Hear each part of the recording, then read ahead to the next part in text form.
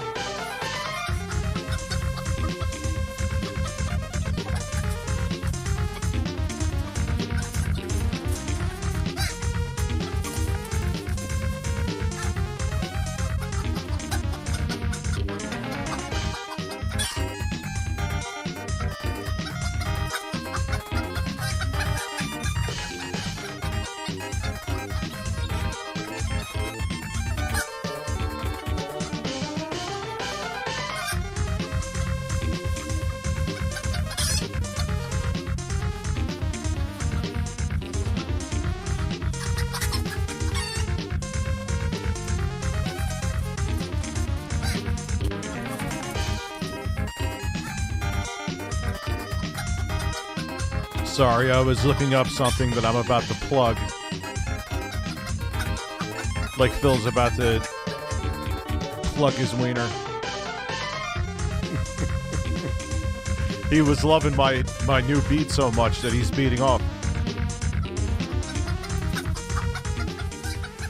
Oh, man. I don't know why Turkey Tom was afraid to show that footage. In his documentary. I didn't watch the whole thing yet. I'm like, you don't see anything. He's just... it looks like he's trying to push out a giant shit. I watched, like... Technically, I watched it to the end, but I think I fell asleep. These are headphones when I make music, I monitor. That beat you just heard, I just finished with the slight bass stabs in it. So I wanted to hear how it sounded. I wanted to hear how... the mix overall sounded with the vocals too high, and these are designed to be as flat as possible, so you don't get any coloring. Because if you just try to mix a song with ordinary headphones that are meant to like boost bass or treble or whatever, you're gonna I've had these for a bit. It's gonna color what you're mixing. So you may mix and it sounds good on your Beats headphones. Let's say you mix something on there, but those aren't meant for mixing. I'm not taking a shot at them. It's just that's not what they're designed to do.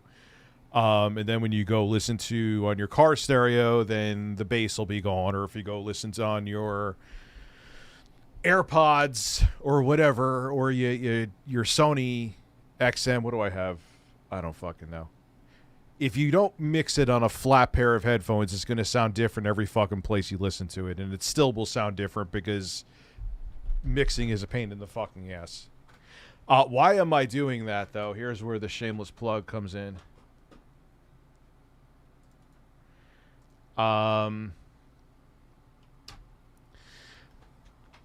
It's a small podcast about hip-hop, but they like... what I did. They had other producers like J.R. Swift Z on there. He's produced for Griselda. So it's legit. I don't know. I didn't watch it yet. So if you want to check it out, hey, I'm going on there Friday. I think it goes up on Sunday. I'll let you know more details after it's done. That's what I'm working on that track for. So...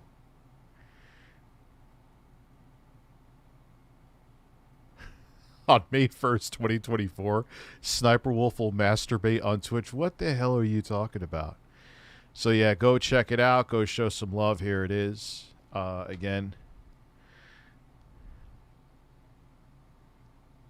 So I didn't yet. And what are these? These are Bear Dynamic. Yeah. They're 250 ohm. They're very flat. Like... if you mix on here, there's a good chance your mix will sound fine anywhere. So, thank you very much, Luke. I appreciate the shout out to Fostex and Bear. Yeah, you got this is Bear Dynamic. Yes, comic book. I think, dude, there's so much to. Phil's documentary on Turkey Tom is 2 hours alone. So, let's see. Please warm your wiener. How much? No. 9 months. Thank you, man. I do appreciate that, Fox. And it is showtime. So now I got to talk to my editor. He's probably been digging into the story. I saw he posted something. He didn't use the money though. It's just kind of been socked away, and it's not. I don't know. This is hearsay that I'm hearing. I'm just starting to hear about this. I got the news up for today. I went to go see my daughter early this morning. Actually, here was my day. I got my kids to school. Been up since fucking 6:30 in the morning. Hi. I think I took maybe like an hour nap. Went to go see my daughter. Came back. Worked on that beat because that's the one I'm going to be showcasing that you just heard here. I'm not sure if it even needs a bass line. I don't know. It sounds fine. It's like the bass line doesn't add to it or take away from it. It's such a... And the thing that's so cool is that if you listen to it, What did I say? Breasts. DBC King 119 Wait a donated second. $15. I want to wait to hear Gerard's side of the story before I pass judgment. The ProJared drama taught me that there's two sides to every story. But if what some ordinary gamers uncovered is true, my heart hurts because I thought Gerard was better than that. You are saying exactly what I'm going to say in the video tomorrow. I learned a lot of lessons from the ProJared situation. It may seem as damning as humanly possible, but then something may come out and you're like, oh, okay, that changes the whole context of it. So, oil up the crypto market with me. I'm keeping what I have in there. Let's put it this way. I didn't pull anywhere remotely close to a boogie in the slightest. I can't emphasize that enough. What the fuck was I going to say?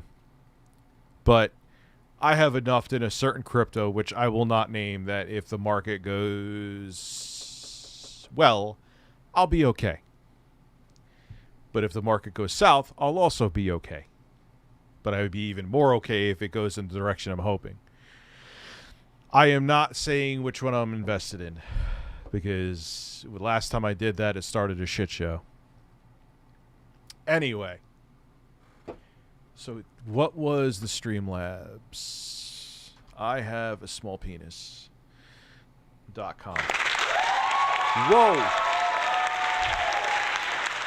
That sounds really clear. So DBZ King, all right, I already answered you actually. Never mind. You nailed it. You nailed it. Like I want to hear everything before I pass judgment.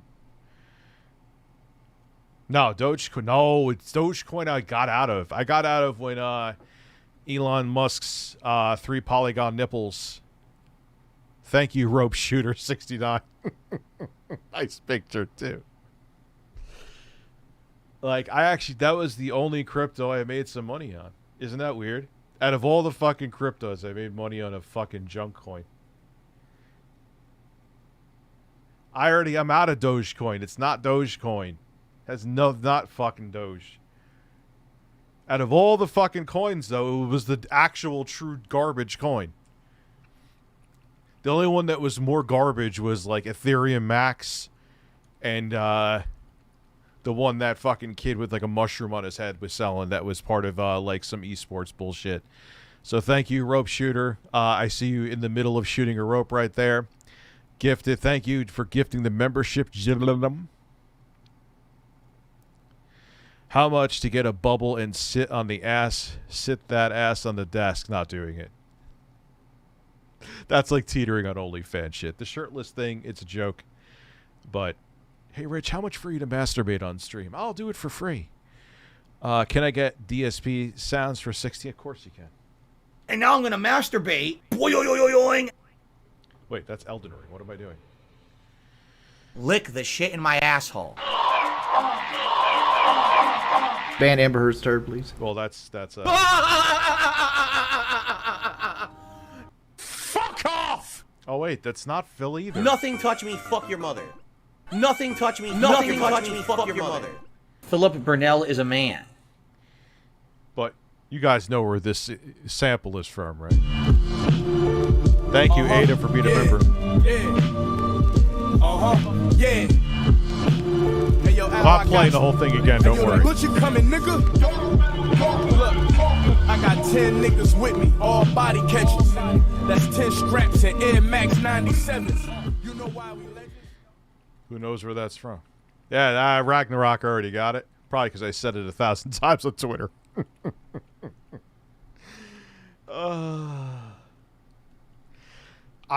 know what? It's funny at first. I was like, I don't know about this. This is all right. Because I remember there was a stream I was doing with Jay. I'm like, let me get the basic 4x4 because that's chopped up. I just made it sound smoother. So let me get the basic 4-count 1-bar loops that I want. And I got a whole I got like literally 21 or 22 of them. And I'm like, this ain't gonna work. Dark Souls, like it's beautiful music, but is it gonna work as a rap beat? And I was like, all right, let me try it. And then I added drums. I know there's a whole bunch of super chats coming in. Abby's going to come over his keyboard if I don't answer it. Or phone, whatever device you're using. And then I added like, instead of a hi-hat, because the hi-hat sounded stupid, I added just some like record crackle. And then I added Benny the Butcher. I just so happened to stumble across an acapella by him that was the same BPM. And I was like, oh shit. This works. This works really well. And it's souls. I know there's super chats. You're fired. I know. I have StreamLabs. I have super chats. No, it's just... There's so much, like, I can't make the title long enough. There's just so much to talk about. No, they're not. No, there's going to be no surprise attacks. Dude, I didn't say... There's people that have conspiracies about me, Neil. I know I'm skipping with super chats. I'll get back to the other ones. That I set that up with, like, Keemstar. First off, fucking really. Keemstar hates me. He would set up nothing with me. Like, secondly, I couldn't even talk. What was I auditioning for? Not collapsing on the floor?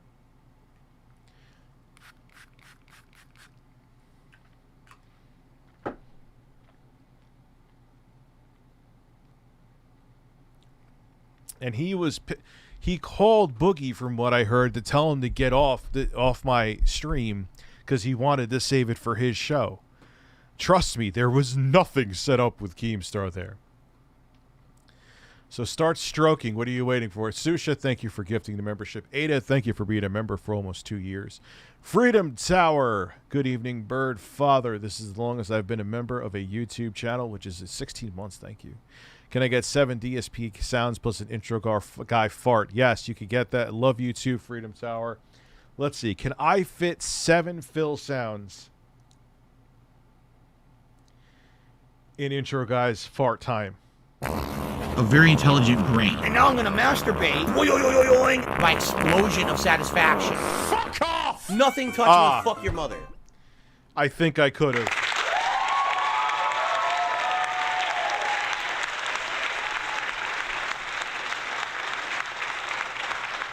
Oh, Joe Biden's gonna get fucking demolished. Do I want Trump to be president again? No.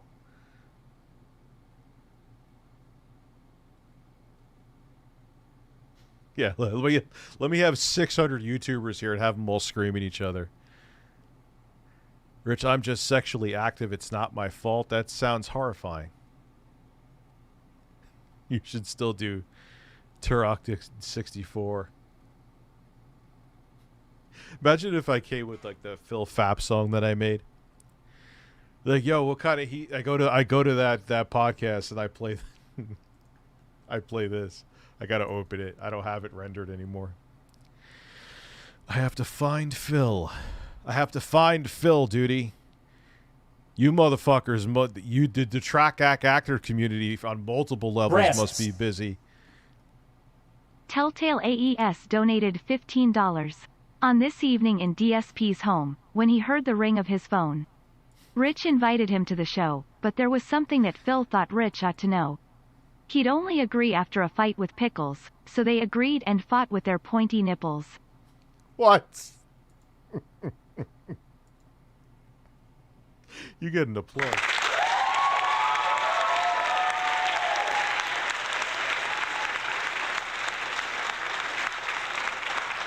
Yeah, because the chords are just, they've been using those kind of chords, like, I remember getting those in the 80s and 90s.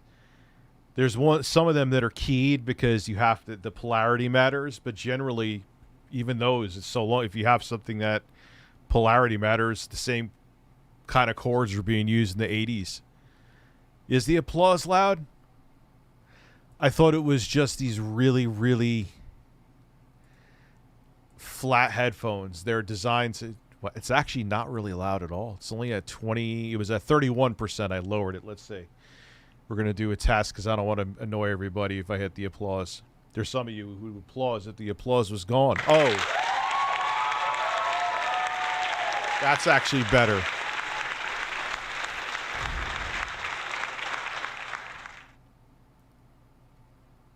Yeah, I'm going to have to order. I was playing RoboCop today in the ROG Ally. If you tweak the settings, not even at the lowest, like medium, 1080p, FSR, but do balanced, you could stay at 30. If you want to get 60's tough, even at a lower res, but the lolcows have been free real estate. Trump, Melanie Mack, Breast 20. I'd like to see you on the lol. I would be on the lolcow podcast. I don't care. I would have fun. Abby, Jesus Christ. Abby, Jesus Christ. You finally putting on a headphone cup condom, Rich. I've been using them for the past. What is going on with Buddha and Boogie? Dude, there's so much going on that I don't even know. Like, that's what I was telling before. I was doing so much other shit and, like, the world's exploding. So, imagine I went there with this beat, though. I'll show it to you guys. And then we'll start watching. Since we're at 872 people, I should probably start the fucking show, huh? I'm not watching the Game Awards. I'm not watching them.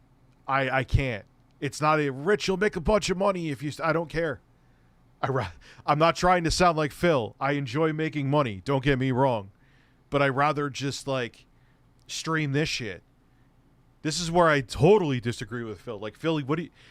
Well, he won't stream this either because he's an idiot. But I'm anti-drama. I'm this. That's a waste of time.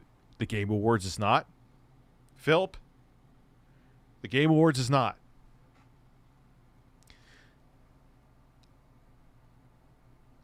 Imagine. Remember, people invested. First off, you would invest in anything. With Ice Poseidon, he made a coin. He made a crypto and did a rug pull. And CoffeeZilla flat out asked him, "Yo, are you giving the money back?" He's like, "I could do that, but I'm not going to." Okay.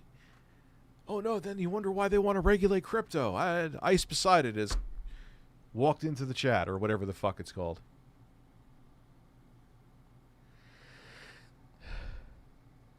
Yes, we have watched that. The succulent Chinese meal. Welcome back. I'm rigging my new VTuber I've achieved. I'll see you tier from Branch Nathanians. Hope your daughter is well, and you. Thank you very much. Yeah, but I heard it's like half-baked with other shit, though. I don't know.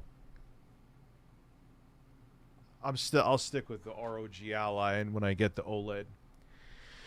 I've been looking. I don't... You know what? I am predicting. Let me whip out the nips. Mr. Awesome, thank you. The Simpson predicting Ivanka and Trump in 2028. If it really happens, they definitely know the future. Listen, no more fucking Trumps. No more Clintons. No breasts, actually. Hold on. I'm playing my beat again. Yeah. Those aren't as comfortable as they look. Hey, yo, Al, I got you. Hey, yo, the butcher coming, nigga. Look, I got 10 niggas with me, all body catches. That's 10 straps and Air Max 97s. You know why we legends? No, extra street shit. They watch there's me a lot more stretch it. people here than when I first played microwave on 90 seconds. The day my brother died, like 9/11. I missed him. He smoked the big one when he took that backseat ride to heaven. She see my watch, but I don't got a second. This wrist got us extras. It's in the pot doing calisthenics. They talk tough talk, but they don't want no issues. All they talk is gunplay, but they don't own no pistols. Sat down at a meeting. The baseline adds nothing to it. It could be there. It could not be there. It doesn't matter, I guess. It's different strokes for different folks. Thank you, Mr. Awesome. Yeah, they almost creepy. Who has a Legion Go here? Oh, I love the beat. I think that it fits Benny the Butcher perfectly. I'll send it to Rome Streets, and he'll tell me this is not fire. I forgot he said it like that.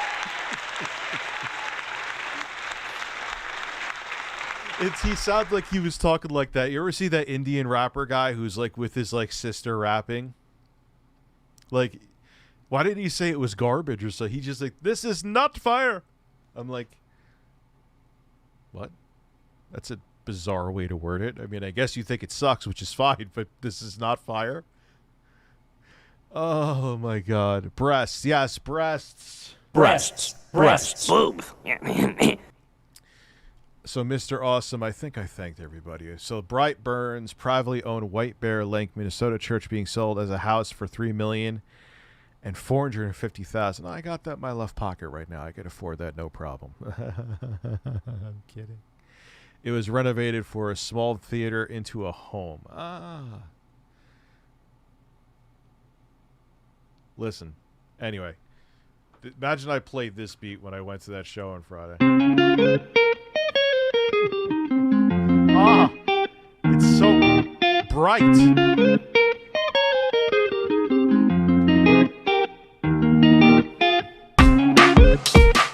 Oh, God. Like it over the Ally. I'm gonna unbox a PS5 Slim tomorrow.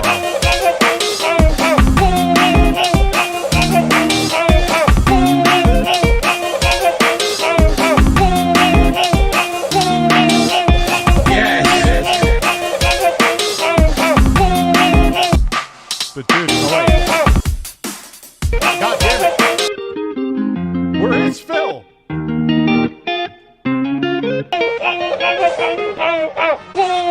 That's Phil in 4/4 chiming.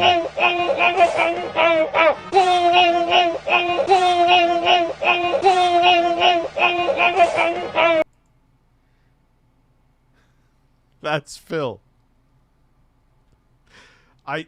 Look, I don't know, why is it so fucking loud just there? It's, dude, Acid is so weird. I love it as a DAW and hate it. That's why I got the SP404 Mark II. Because I think it's time for me to, since I'm doing this slightly more seriously, the most serious I've done it since 2005. I don't know. There's just some things that piss me off with Acid. Open volume mixer. Like it shouldn't. And then if I use my 2i2, here, how does this sound now? Should be better. Is that better? This is Phil. Phil was doing this. Like he was deep throating a cock. Yes.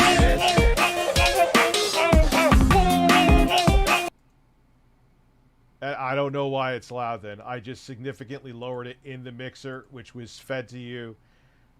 I don't know. How about this?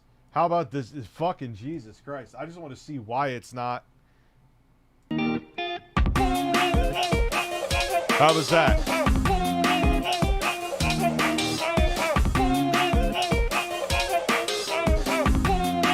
Thank you, Abby. It's good. Thank you, Abby. Yes. Damn, I had to turn it down quite a bit. Whatever. It doesn't matter. That's not what everyone's fucking here for anyway. Let's start the shit show. Where is... Oh, no. Why is there like 700 fucking screens open? Here we go. Let's start the shit show. Of course we're going to start with Phil. We always start with Phil. I like it loud, Rich. Thank you, Insomniac. All right. We got the man of all hate. The one and only DSP. DarkSidePhil is proof that you can make a living as a professional gamer, even if you're awful at gaming. But that's far from the only thing he's awful at. From constantly... Oh, shit, sorry. Also, I bet you I know why I'm using to power these headphones to go away. Not you. I'm using a different DAC, so I bet how I'm hearing things is different than how you're hearing things as opposed to the... I don't know, it's a red fucking audio interface. Rich, my super chat. The Simpsons predicted Ivanka Trump in 2028. If it happens... No, I answered that before. I said we're screwed. I just said we're all around screwed. 24... I don't know. I don't know. Maybe we'll stop at mid and go to something else. I don't know. Phil is a man. I know you guys wanted to watch it. I know you guys also want to watch me lose my mind while Mudahar and Boogie are fighting. Failing to deliver on promises made to...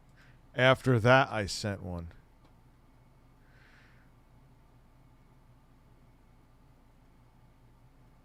Yeah, okay. Yeah. I saw something about that in another Turkey Tom video. Someone thought there was some connection there. I don't know if I bite that. I don't know if I buy that, I mean to say.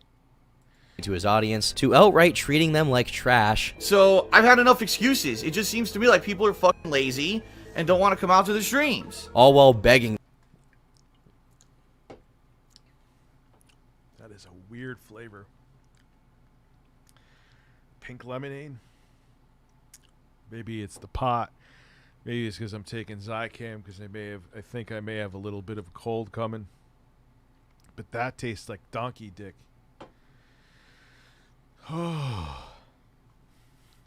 Imagine telling your audience that's something that people do for leisure. It's not a job. Oh, he is the most, next to Quantum, the most delusional. He genuinely feels that his audience owes him something. It's amazing. They're fucking lazy. Maybe they don't want to watch you, Phil? Them to pay his bills. With the taxes coming up in April and everything, there's going to probably be times where I'm going to have to appeal to you guys again to try to save my butt. If spitting on a plate you ate from was an Olympic sport, Phil would be a gold medalist, though he would probably sell the gold medal to finance his tax problems and feed his mobile game addiction. This is the 2-decade spanning story of the self-proclaimed king of hate, DarkSidePhil.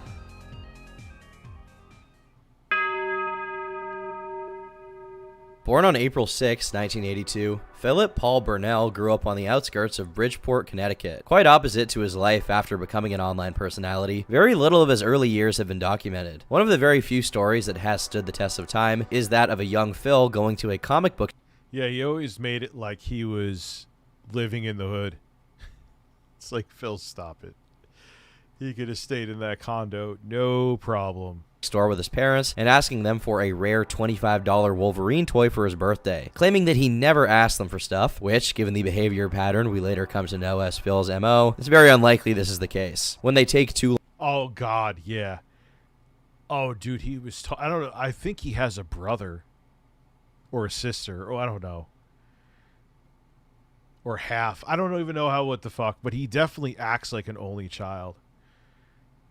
100%. He has a cousin. Oh. Just installed a 4070 in my PC. Such a beast for only drawing 200 watts. Glad to see you streaming today. Thank you. Thank you for being a member for 15 months. Hope you're enjoying the card. Hope you're having a good day. My day has been very busy. He's an only child. Gee, I am so shocked. And what's funny is the condo's only a few minutes away from his parents anyway. long to buy it and the store runs out of stock for that particular toy, he berates them, and seeing how amped he still gets when retelling the story, it seems he still resents them for this. So my birthday came and passed, and guess what? My parents go, "We're very sorry, Philip, but we couldn't find the action figure." I said, "I told you to buy the figure." He's still, that is a good point. He is still angry about this as an adult. Oh, dude, he needs a shrink so bad. He needs a shrink so bad. Like, bro, you were in your 30s here, and you're still angry about a Wolverine toy you were going to get as a kid?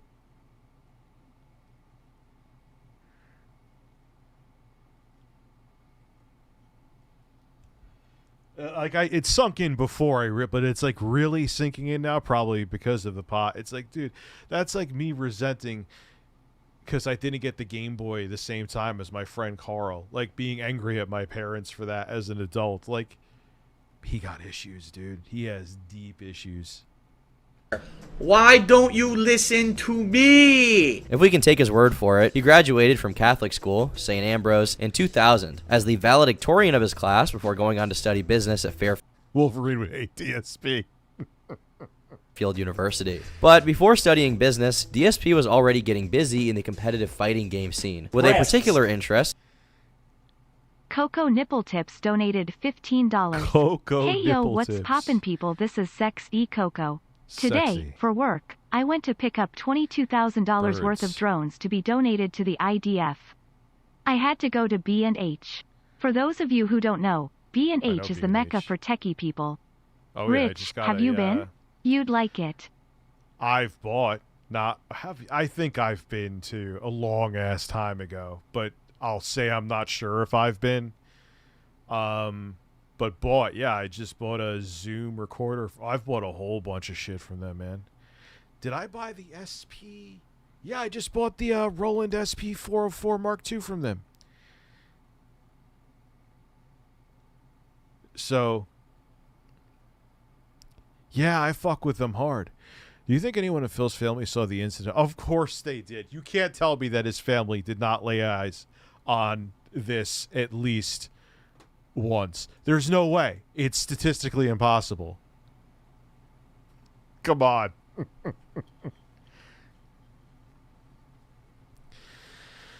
I don't know why I want to do this, but the marijuana is giving me the urge to play this music while Phil's beating off. You know, I can tell it's actually Wes because he's doing this stupid shit again, where it's $500 to end the stream.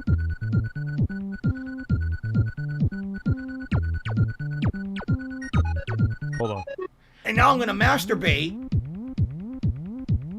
And now I'm gonna masturbate.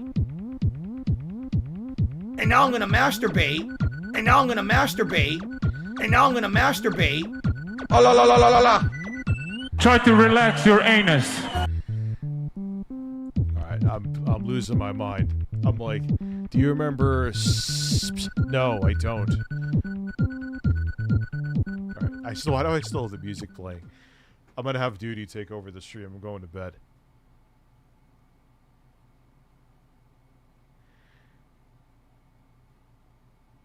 Yeah, dude, everyone, I'm sure his actual, like, I'm sure his dad has seen him beat off. And Capcom's Street Fighter series. In the 90s, he actually traveled across the United States to attend tournaments. Mind you, this is at a time when gaming was still seen as somewhat of a loser thing to be engaged in, so to be dedicated to it as much as he was pretty rare. However, this dedication didn't manifest in exclusively positive ways. Phil often lost his temper and was a generally toxic player, which turned many of the other attendees of the tournaments he participated in against him. Now when I go to these tournaments, I say, hey, guess what? Such and such, I've known you for 10 years, get the fuck off this station because I want to play the game. And usually, when you threaten them like that, they get the fuck up. Because really, if you look at Phil, I mean, he looked more like a cockatoo back then. Minus his, whatever the fuck it is now, being gray, he doesn't look that much older. He has the jowls, which he swears is age.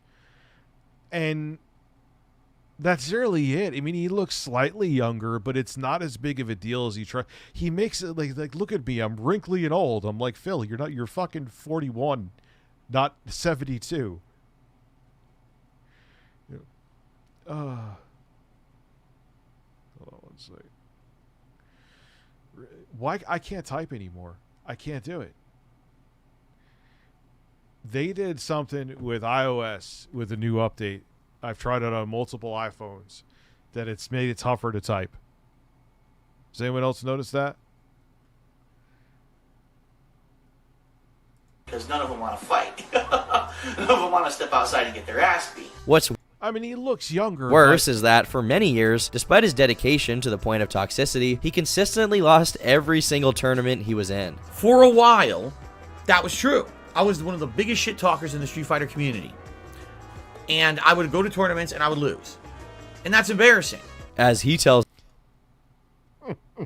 Well, that's some good self-reflection right there. I will give him that. The story, when he finally turned this around and started winning, it was to the general chagrin of everyone involved, which earned him the title of the King of Hate, because everyone hated him. The competitive fighting game community by 2005 had largely made the transition from the use of arcade cabinets to console ports. EVO 2005, however, proved to be a bump in the middle of that transition. A PlayStation port of Super Street Fighter 2 Turbo was particularly divisive in the fighting game community, with various bugs and technical details that would mar its reputation. The port fell so far short of minimum expectations due to the differences in this particular port that, as a result, various high-level players would end up boycotting the event in protest to its use. While they went high, however, Phil went low. On his credit score, to be more specific, in perhaps the earliest manifestation of his ability to handle his finances in anything resembling a mature way, a 23-year-old Phil was living in a 3-bedroom apartment he knew he was going to move out of within half a year. In the meantime, he had no idea how he was going to pay his bills, let alone find and pay for another place to live in. With his only job prospect being an entry-level position at a Best Buy, Phil applied his business diploma to the best of his abilities. Instead of buckling up and being frugal, hoping to scrape by until his conditions improved, he decided to take cash advances on every single one of his credit cards, which ended up being about $3,000, so that he could travel to and attend EVO. This decision mangled him financially so bad that he spent the next 5 years only managing to pay off the interest. Was it worth it? Well, he placed not third, not second, not first, but fourth in the tournament. However, since the top 3 players were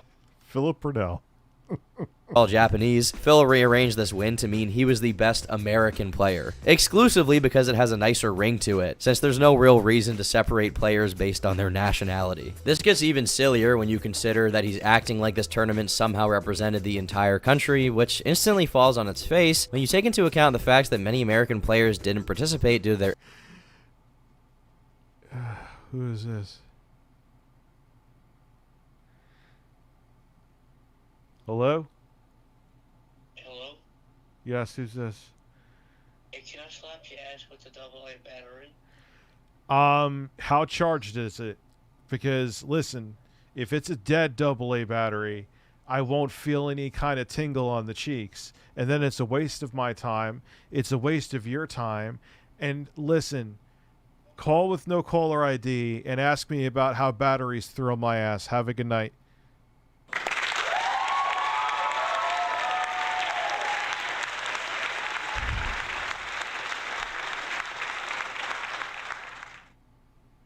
Hold on 1 second. And now I'm done. Issues with the port. Other people in the community picked up on DSP, and they didn't take his comments about this event very kindly. You got That's the answer I was looking for. You got some idiot named DSP who's a total piece of shit, by the way. Yeah, he's never had a great reputation.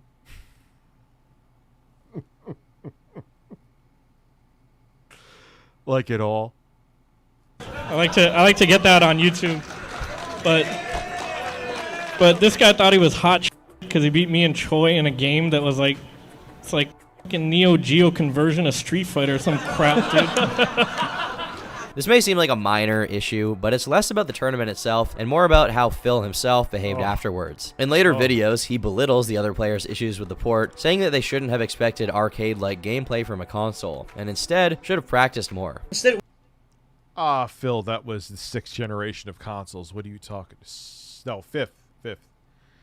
Because it was the original PlayStation that was for. But I mean, the PlayStation 1 wasn't great with 2D.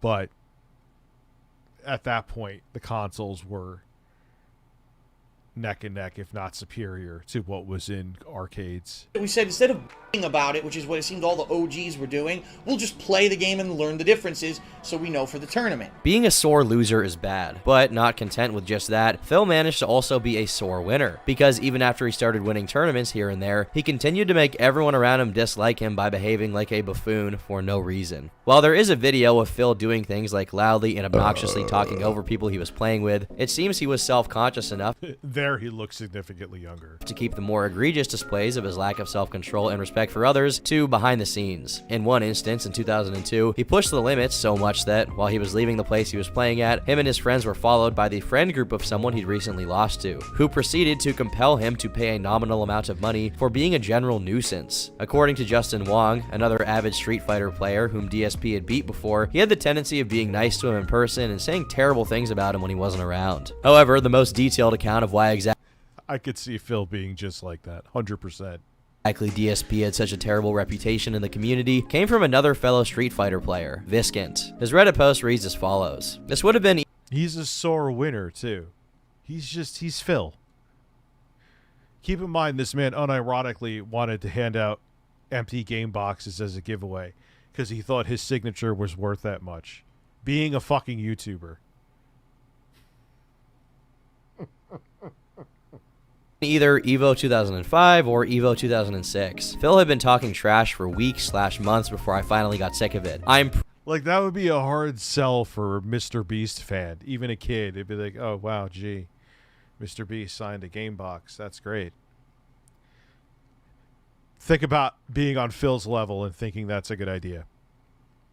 Pretty sure I challenged him to a money match and knew he wasn't going to accept and was going to be like, lol, fight me IRL at EVO, and I accepted. From here, it turns into what sounds like a total farce, except I can assure you that it was 100% serious, which makes us both look like total, complete idiots. So first, Phil was like, okay, well you have to sign some document because if I kill you, I don't want to be responsible, and I was like, whatever. Then there was an actual serious negotiation over who the ref was going to be, but I don't remember this part either. Then there was an honest-to-God negotiation over weight and that we were going to have to weigh in and everything. Again, I'm not making any of this up. As dumb as this sounds, this absolutely happened. Finally, it was agreed that he would.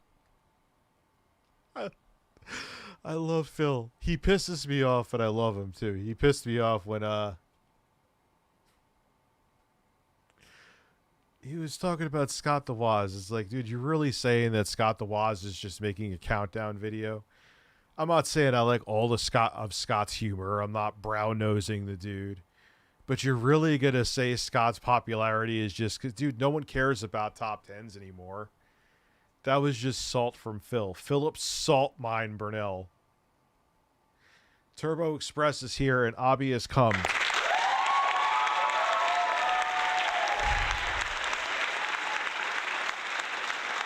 Which sign my cock when I come down there. Yeah, so... Sexy Coco, I don't think I finished my thought before. I just bought stuff from B&H. I love them. Love them, love them, love them. Wouldn't have to go on a diet to fight me, and it was settled that we were going to fight. It was going to have MMA rules. It would have a referee, and we'd sign waivers. I was dumb in the mid-2000s. Anyway, so we agreed upon this early in the year, and from here on is where the story gets weird. So apparently Phil was under... I haven't even... Dude, I'm so behind. Like I said, I worked on... I was with my daughter... Drove my kids to school, was with my daughter... Worked on the news stories I had today. Worked on the song that some of you just heard. I'm not playing it again, don't worry. And here I am. I think maybe I napped an hour today. Rich, your laugh sounds like a baby alligator. I have never heard a baby alligator. If it does, that's fine. Under the impression that this wasn't going to happen and that this was just internet shit talk, but a few people from the West Coast went out to one of the East Coast tournaments and told him that I was taking this seriously and was going to fight him, and had probably been in more gym fights in the past 2 months than he'd been in his life. So one day, Phil instant messages me on AIM and tries to back out. He was like, AIM, oh, the good old days. AOL Instant Messenger, you've got mail. Files done. Goodbye. Breasts. What's cool was back then the way that AOL software worked was it would just look for the WAV file with the name. So if I wanted, like when I got the AOL Instant Messenger, remember that ding, I could change it to breasts.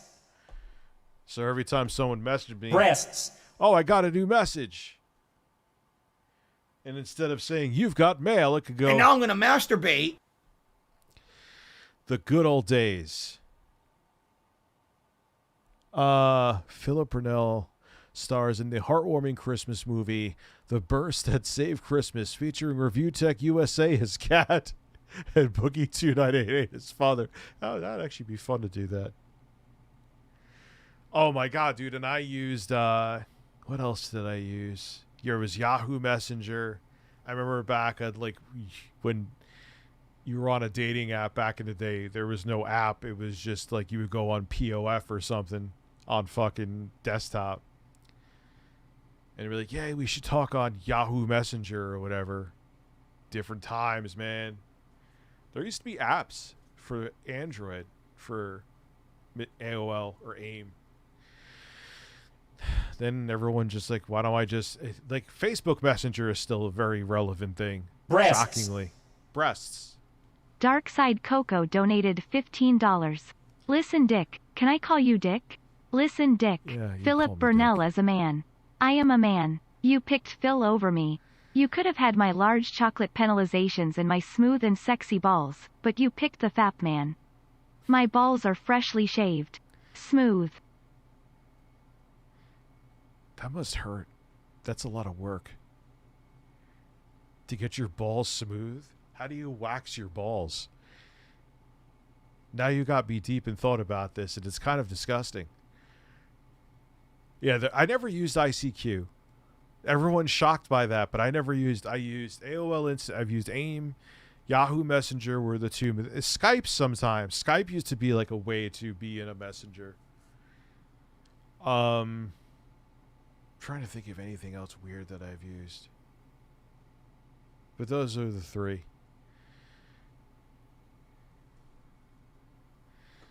Like, hey, so how about this? How about we pretend like we're going to fight, and then when a whole crowd is around us, we both do DX cross chops to the crowd. It'll be such a goof. This really happened, and I'm just like, are you fucking kidding me? I honestly couldn't believe he was pulling this, and I was still mad about the whole thing, and actually wanted to fight him. I told him I wasn't going to do any of that trolling, but if you want to drop it, then fine, I'll drop it. We can both be adults about this. And that's pretty much what happened. I'm not going to jump him from behind in the parking lot or get in his face and threaten him. From that point on, there never really was any problem between him and I. In fact, the next year when Evo West was in San Diego, I let him stay at my place that year, and when Mike Watson and Jaha were about to kill him in a parking garage, I stepped between them and defused that situation. He later would go on to have more serious problems with Watson and Jaha, but I made sure it wasn't going to happen when he was staying with me. I generally don't hold grudges, so even though I remember being really pissed off at the time, by the time the parking garage thing happened a year later, I was over it. The parking garage situation Viskin is referring to.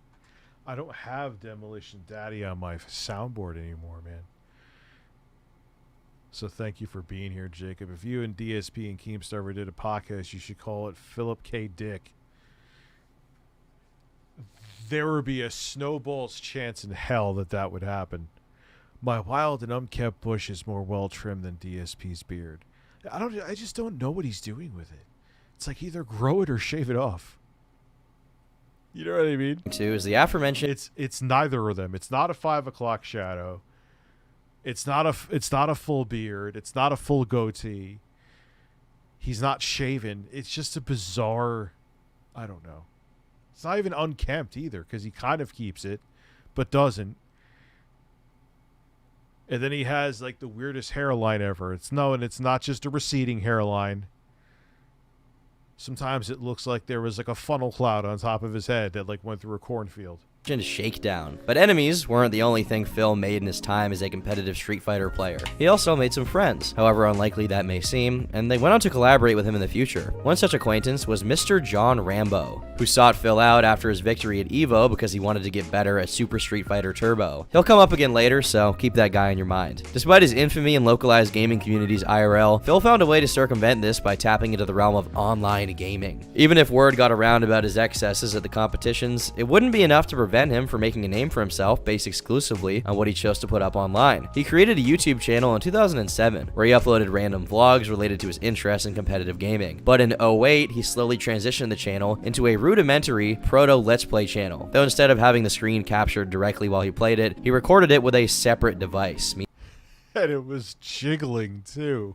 Oh, Phil. Meaning he pointed the camera at the TV, basically. At the time, Phil lived with his parents and saw content creation as a pastime rather than a job. Not that content creation was much of a job option in the Jurassic period, which was YouTube prior to the 2010s, but even still, he was somewhat realistic. Yeah, fun fact, I think Classic Gamer, at least if I'm remembering what he said correctly, was like one of the first, if not the first person in the partner program. They like worked out the beta with him. Could be wrong about that, but I'm sure I'm not. Pretty sure I'm not. No, he looks like Curly from the Three Stooges. Realistic about his expectations. Still, that didn't stop Phil from taking inspiration from one of the early internet's most adored legends, Angry Video Game Nerd. Now, as I was a Street Fighter player, I used to travel with a group of friends, and it was actually in a...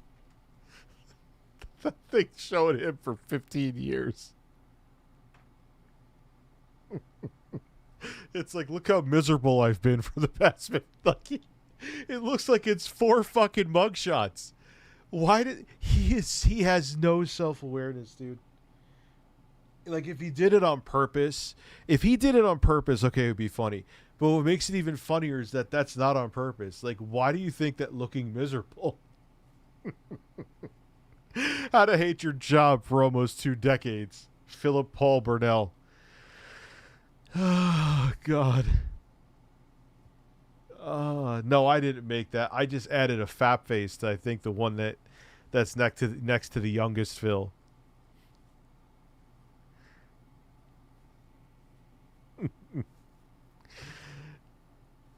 Yeah, he looked, dude, when he was young, he looked like Curly from the Three Stooges. But I just don't understand that thumbnail. Like, it is the most, he has Street Fighter in the background, Ryu stage.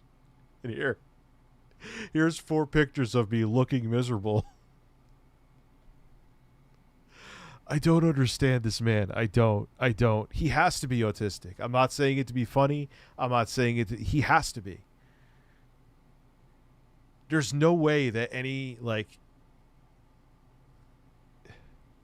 he just has to be autistic. I don't know what else to say. A hotel room at a Street Fighter tournament where we were just hanging out and having fun, and one of my friends... No, dude, I am so behind.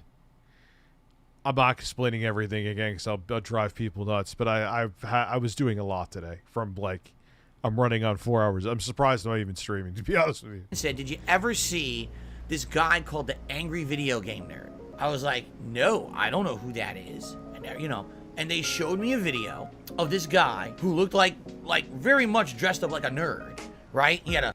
His voice has definitely aged, if that's a thing. Button-down white kind of shirt, thick glasses, right? Even talked kind of a little bit high-pitched or whatever. And here he is, ranting at a video game, making funny lines, talking over the top, swearing like a sailor. I'm going until I feel like going. I'm not sure if I want to financially incentivize it. We'll see. I'll give myself like 15 minutes. Hilarious. No production values, no budget to it, just him and a camera. Yeah, but there was still, even for its time, fairly decent editing, Phil. Like, like back then, fuck no 3 a.m. If I'm doing a time, it ain't 3 a.m. I'd rather fucking munch on this porcelain bird than stay up till 3 a.m. Camera making fun of a video game. Though I get what he's saying, there is a kind of purity and earnestness to early YouTube Kino, and I use that word loosely because I'm pretty sure AVGN was on another site before he was on YouTube, but I digress. I think Phil took the... I think he started on YouTube, went over to Screw Attack, which was timed exclusive there, which would eventually end up on YouTube. I know he got banned for a bit because that's when gameplay was taboo on YouTube. No production value part a little too seriously. He's... Yeah, I'll stay up till 3 a.m. for $500,000. That I would... took pride in posting playthroughs in bulk with several hours of video. Yes, I would stay up till... I would slightly inconvenience myself for life-changing money. Thank you. Dedicated to each game with absolutely no editing involved. On this decrepit, old, and abandoned channel, there are over 7,000 videos, because back then, you couldn't upload very long videos, compelling Phil to split them up into dozens, if not hundreds of individual 10... Jesus, they're all like 30 seconds, 14 seconds. Oh my God, Phil. Minute clips. Again, I should remind you, we're not talking about Bandicam or unregistered Hypercam here. We're talking about actual camera footage with built-in microphone audio capturing all of it, completely raw, untreated, unedited whatsoever. Unsurprisingly, the channel didn't exactly blow up overnight. Somewhat surprisingly, Phil is proud that he spent 3 years of his life doing this for no money and actively derided other content creators who only started doing gaming videos after they... How many videos do I have? That's insane that he has that many videos. I don't even know how many I have, but it's not much more if I do have more than that. He was just a fucking video shitting machine, man. Oh my God.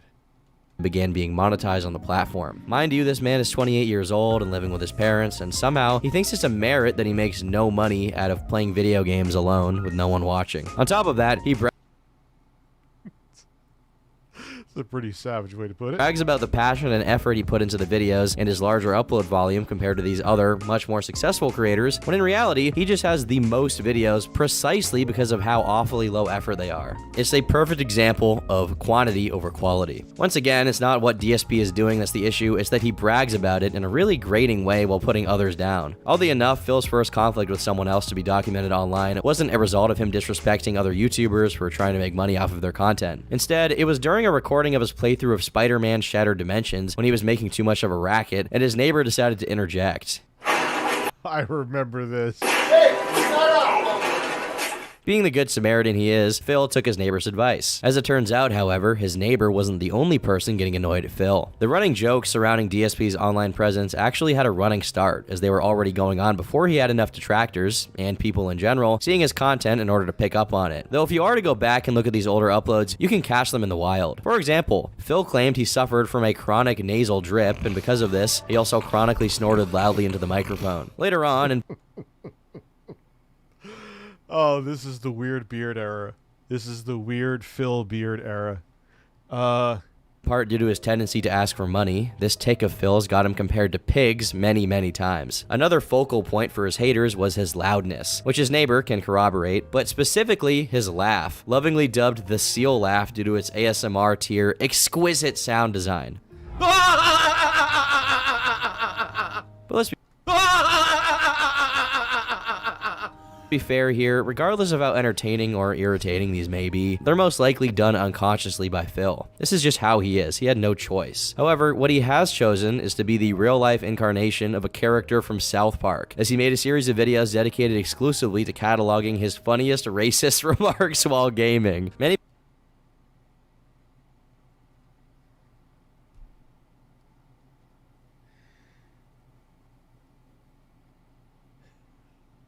He's a fucking idiot. He's a fucking idiot. Many people's careers get decimated when they have one racist remark revealed to their audience, but Phil is such an absolute based unit that he himself compiles and posts his own expose material. Around the same time he started putting more effort into uploading to his YouTube channel, he was also hired into a job as a customer service phone operator for a company called Aftermarket Support for Helicopters, though sometimes he refers to it as... It's a bit off topic, but it looks like Camelot is having Stuttering Craiganish. I'm sure it will have lots of common sense takes.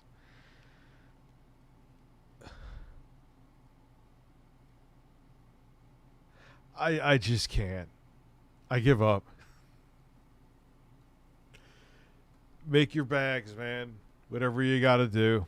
Is HSI, which means Helicopter Support Incorporated. According to Phil's retelling, he constantly worked extra hours and was paid less than other people who did the same job as him, despite the company's actual vice president telling them he was better than his customer service position and that he was to undergo extensive training for a promotion into what sounds like a general managerial role. He supposedly did all of this training while remaining a customer service employee, which he described as equivalent to working 2 jobs simultaneously. After 2 years of this, he was temporarily taken out of his customer service position and placed into that managerial position. And if his word is to be trusted, he revamped the entire company and started saving them a lot of money. And his work was... I mean, look, yeah, there's a flip side. He's had me on, referring to Camelot. So let's be fair. So excellent that they gave him an award. The only problem was his work was so excellent, in fact, they no longer had any use for him, and within 2 months of giving him this award, they laid him off. Does this sound fishy to you at all? Because it sounds like the Pacific Ocean to me, and to many other people as well. Well, though we only have Phil's side of the story, it's not that difficult to glean a very different one from simply looking into it. For starters, his last job was at Best Buy, and the story with it is also very interesting. Phil claims that Wait, he worked at Best Buy? I didn't know that. He worked at Best Buy? He was the leader of a business team and was paid better than everyone else, and that the leadership at Best Buy hated him because he made too much money. Again, this story is basically that he was so good at his job, there was no reason for the business team, which he was the leader of, to exist, and because they couldn't just fire him, they framed him for violating Best Buy's discount policy. That, or he did indeed get fired for violating Best Buy's discount policy, but I'll let you decide which is more likely. If only It's true, though. Because Phil is Phil. And he's an idiot. they reduced his pay instead of framing him, they would have found out that Phil is willing to be underpaid and work multiple jobs at the same time. Anyway, this is just a segue to the question, how did he get a job at a helicopter support company? The answer is deceptively simple. His dad. As a former logistics coordinator for HSI put it, there was a significant culture of being rewarded in accordance to who you know rather than what your work affects. Presumably, Phil heard these kinds of complaints from his more blue-collar workers. You work very hard, will not be shown unless you know you are in the Who You Know club. And decided to pretend he was one of them, but the truth was precisely the opposite. His father, David, worked at the company as a customer support manager from 2005 to 2007, later being promoted to logistics manager and finally continuous improvement leader, which is noteworthy since this is the exact phrase Phil uses when describing his job and training at the company. It instantly becomes clear that David, having achieved a reputable position in the company, had his son hired as the position he used to occupy. The highest likelihood is that Phil simply transplanted his dad's achievements onto himself. Unlike Phil, his dad is an extremely experienced and highly skilled person, a former Marine with GPAs north of 3.7, along with a bachelor's, 2 masters, and 1 PhD, all related to... And his son is a masturbator. quality management. His stint managing HSI was just an extension of his already decades-long business relationship with its parent company, Sikorsky Aircraft, having begun as a mere shop technician and being promoted all the way up to an elite position before becoming his own boss and opening a company of his own. The job he passed down to his son wasn't an entry position, it was something he worked up to for 3 decades. So it's no wonder Phil couldn't fill his shoes even a little bit. All of this becomes... Yeah, could you imagine Phil in a position like that? Oh dear God. Particularly egregious when later on in his career, Phil punctuates this story with his complaints and grievances about how corporate America is mean and exploitative to poor little blue-collar workers like him, when he was literally a nepotism hire. The whole being thoroughly trained for an elite position story also disintegrates once Phil makes the mistake of showing the award he got during a stream. As it turns out, the award for his amazing work was in fact simply a certificate that he had completed something called ACE certification program, which by doing cursory research into the company, yeah, it's just, let me put my shirt back on. It's just that you completed a fucking course. It's just you completed a course. Which way am I putting his shirt on? Oh. It doesn't mean... Jesus Christ, dude. He is incredible. Everything... His whole view, it's always been this way, too. It's kind of sad because his whole reality, the way he perceived the world his entire life, is probably not really how things were. Like, he's seen the world through a lens that doesn't really exist. It's so strange. Like, everyone else, all right, this means that I finished a fucking program that I needed to finish for work or they would have fired me. Phil's like, oh, look, I got an award.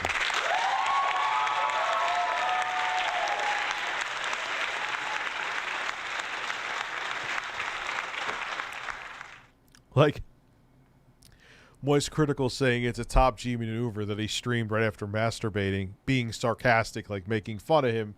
Phil's like, see, Critical saying that I endured and just continued on after beating off live on stream. He wasn't complimenting you, Phil.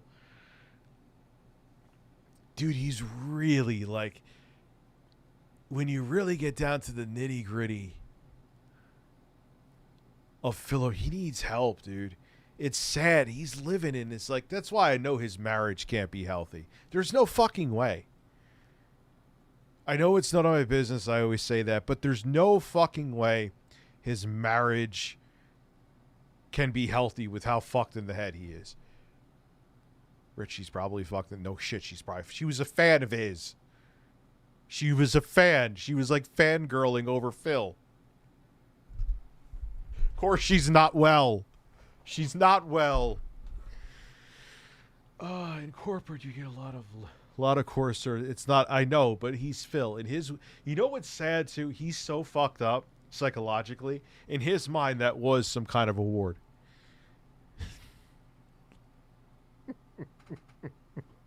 I could go to the fucking Dollar General, get a $3 fake Academy Award statue, hand it to Phil, and he'll be like, "I'm an Oscar winner." Sure you are, Phil.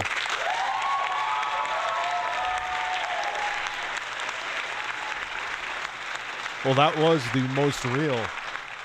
That was the most real Susha he has ever been, was when he was beating off. is something that tens of thousands of people go through at HSI, and not a special program he was assigned to by the vice president himself. In any case, his delusion about his job at HSI is so great that he actually believes that him being laid off caused the company to go out of business. At that helicopter company I worked.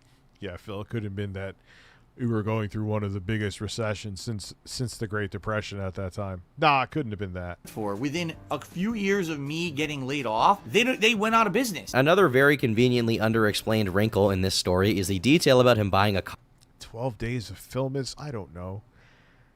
Do I want 12 days of film?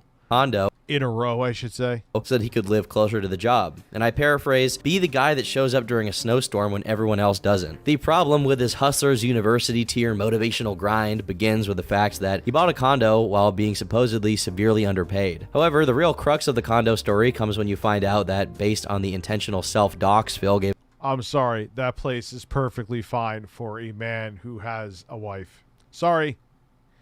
Sorry, Phil. You didn't live in, like, Broadway in Newburgh, dude. You were fine. There was nothing fucking wrong with that place. The quirks it had, maybe with, like, the fire, you could have worked around them. Sorry, dude. What the fuck was wrong with that place? What, you couldn't have enough of your fucking statues there? One of the symptoms is taking things too literally. Can't detect sarcasm. Also being uncontrollably loud without meaning it. Phil is autistic. I'm not trying to be a dick. Like, Phil, if you see this, I'm not saying this for you to be an asshole. There was a video I was watching where some guy who was like 50, he just got diagnosed as being autistic at 50. Imagine living 50 years of your life in like this like fucked up reality because you don't realize it's like, to you in your autistic brain, that's the way things work. And you have all these shortcomings because you don't get it. And then finding out, oh, here's why. But I definitely think Phil has autism. It's not me trying to be an edgy 20-year-old. Trust me, not going through fucking midlife crisis, but he really does. I would place bets that he's on the spectrum without question. But the problem is that, yeah, someone's saying it. Who said it? Cheetah Man. Phil can't admit it. He's also a big narcissist, and he would have too much pride to go get checked for it. And then it would prove people like me. He would literally probably not do it just to because he wouldn't want to prove people like me right. Oh, God. Well, at least Natsu is here saying birds.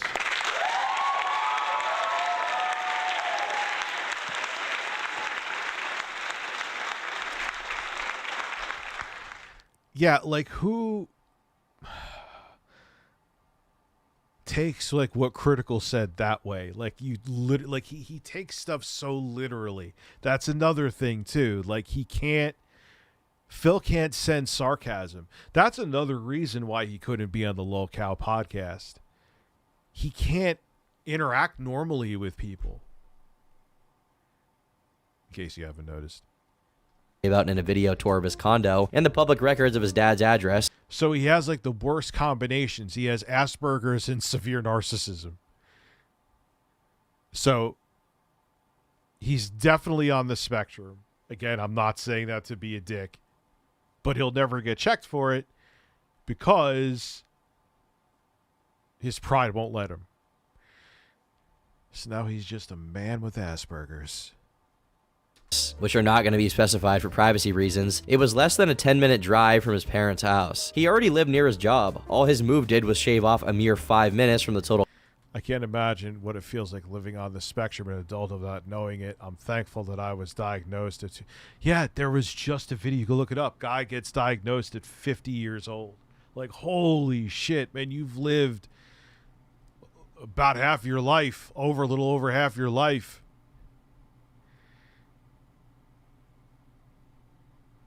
What a weird existence, huh? RoboCop's good, by the way. Very violent. I like it. I was playing it on the ROG Ally. I may have mentioned that very, very early on, but commute, meaning he bought a $130,000 condo because he wanted to buy one. More. Oh my God, that's nothing though. That's nothing. He doesn't have kids. He has a cat, and I think a wife. That's there's still some debate on that though. I don't know if Duty's still here. Oh man, I would let this bird peck off my dick to have that low of a mortgage. More avid followers of DSP have added to the in-depth analysis of his condo shenanigans, saying that part of Phil's motivations for buying property so close to his parents was so he could just go back to their house to get meals and his clothes washed, due to him being too much of a man-child to do those things himself. And to be honest, I actually agree with that lifestyle choice because I am a man baby and I refuse to do anything. Last but not least, his claim. I like the self-awareness of Tom.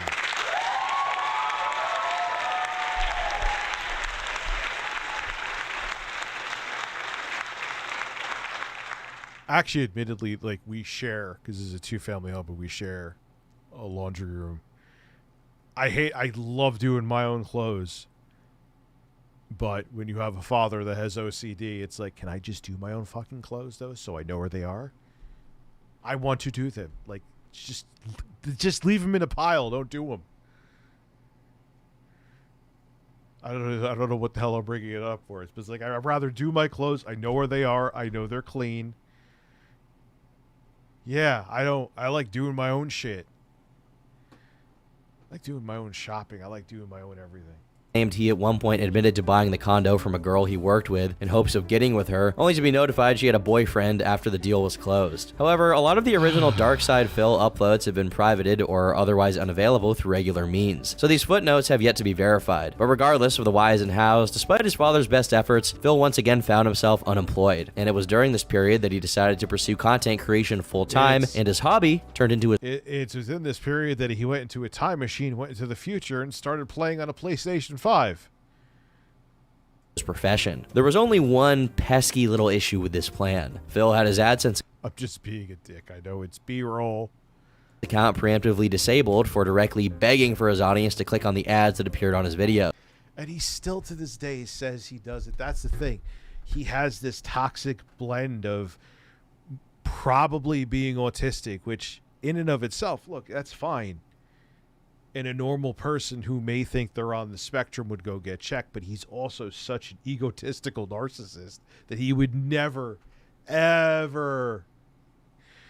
As an autistic man, watching Phil blow bubbles was the most autistic thing I've ever seen an undiagnosed man do. He was thrilled to blow them. Yeah, and he thinks that's such like a huge reward. He swears that he has an adult audience, but then he does things like put on silly hats and blow bubbles.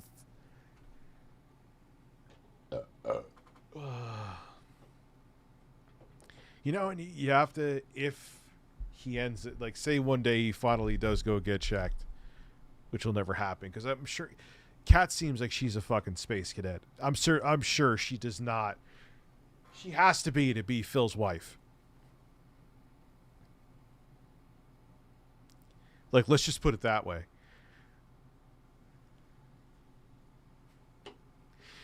I mean, not that his fucking ex was a... God, she had the personality of a fucking chalk against a chalkboard.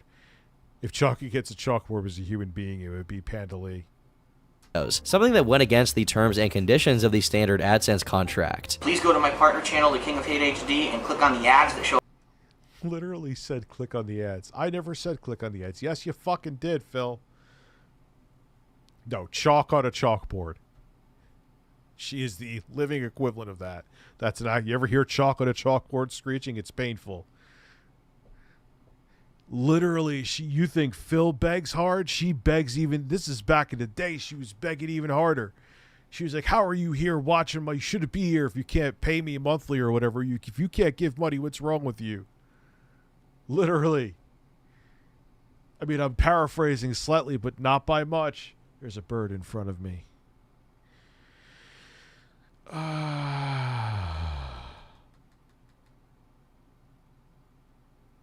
Yeah, she was awful. I could see why she was with Phil.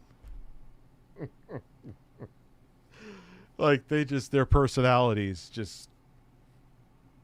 show up on the videos there because hopefully, you know, fingers crossed. Phil would later try and distract people from When I was a kid, my mom used to hang wet clothes in the garage. Everything smelled like gas. I learned then to do my own. Yeah, I like doing my own laundry. Rich, you thick cucumber. It's chalk on a chalk. It's nails on a chalkboard or chalk. You guys know I'm like, oh shit, I'm wrong about something. Look up chalk on a chalkboard. It's a saying. Nails on a chalkboard too, I know. This fact by saying that the real reason his AdSense was suspended was due to a video of his being so successful, YouTube thought he was cheating. I made this video of me in the shower topless, scrubbing my body, basically slurring my words because I had drank so much, alright? It went viral. Within a day, the thing had something like 30,000 views, if not more. And honestly, because I was making so much... Viral? Even like, you were filming this in like 2015, 2016.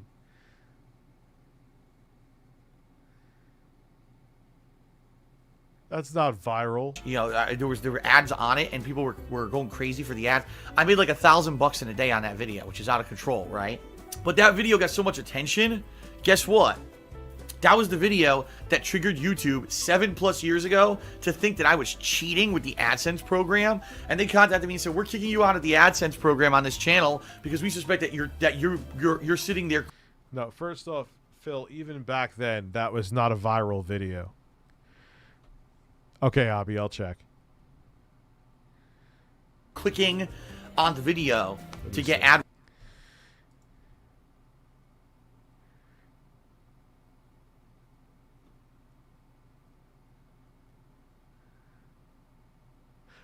Oh, Abby, I know. I've seen this self-doxing story of Philip Rennell. Revenue because you made so much in one day. And I was like, I didn't. It was the viewers. The viewers. No, you asked them to click on the... See, that's the thing. This is why he'll never... Phil has too much pride to ever get checked if he's on the spectrum. Because he can't be wrong about anything. Went nuts for this crazy video and probably went over and went, oh, I want to support Phil, the underdog. He just lost his job. Let's all click on the ads or whatever, which you're not supposed to. All right, let's look up the saying. Is chalk on the chalkboard a saying? If it's not a saying, then that's fine. Because people are to chalk on chalkboard.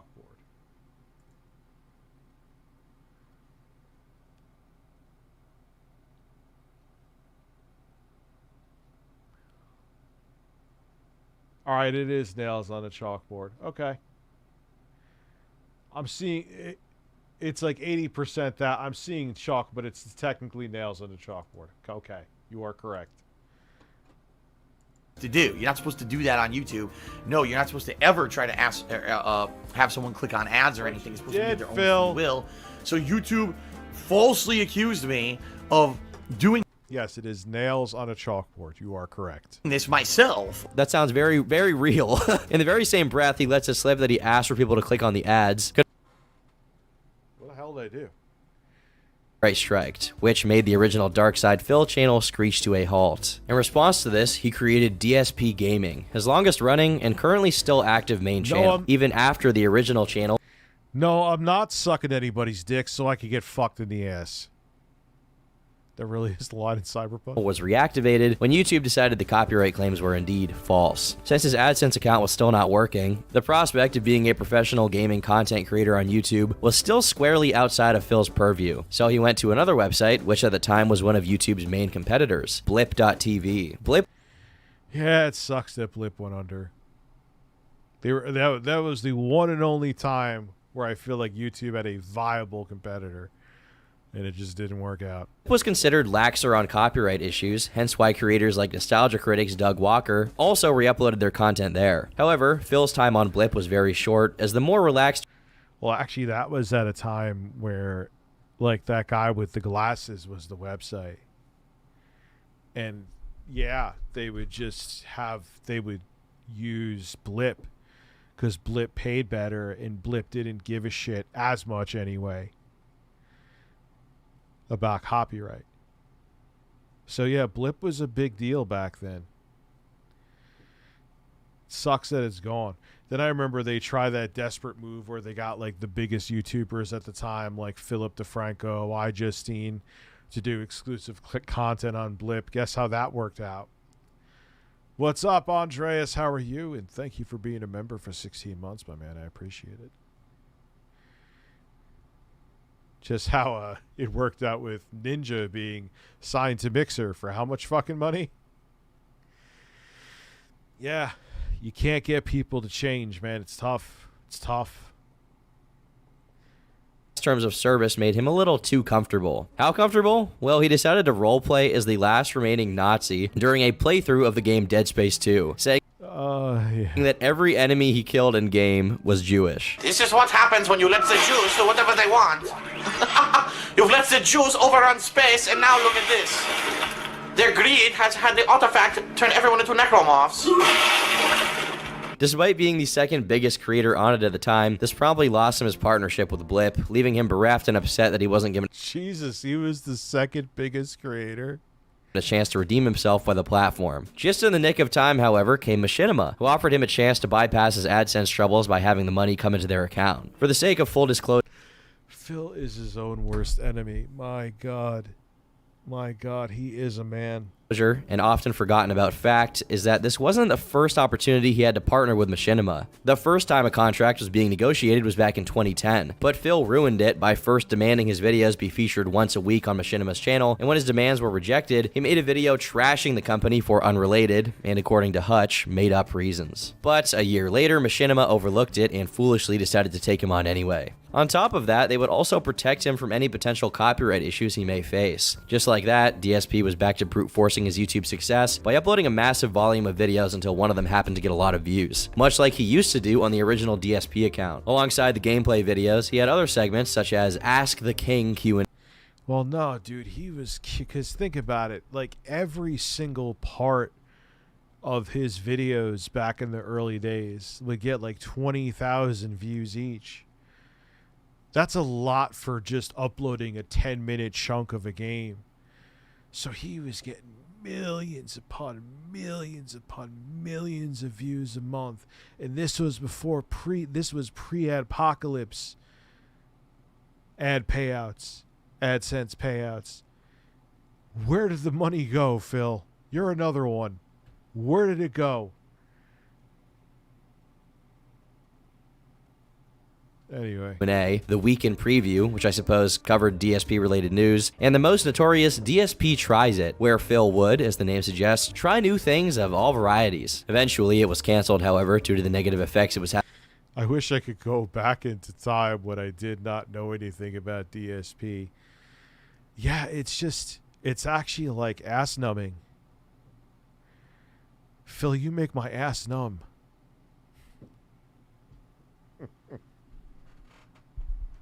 It's just, I know I meant mind numbing. It's not like chalk on a chalkboard. But it's just incredible. You know.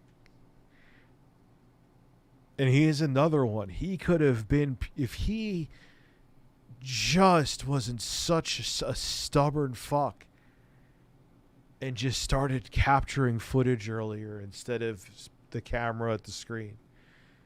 If he just put in a modicum of more effort, he could have averted so much.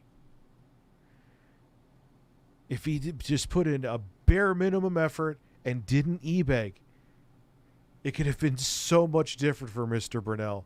But he is a man who masturbated on May 1st, and we are down a different path with this man with an ass. Mari, have fun at your class. Having on his health due to how often the trying involved eating extremely unhealthy fast food. Despite the very rocky road he took to get to this point, Phil finally approached something resembling stability, and even a fan base who tolerated his attempts at humor and the incessant burping and snorting. Save that finally admits Phil makes a numb bum. What did I do? DSP tries it, sucking dick.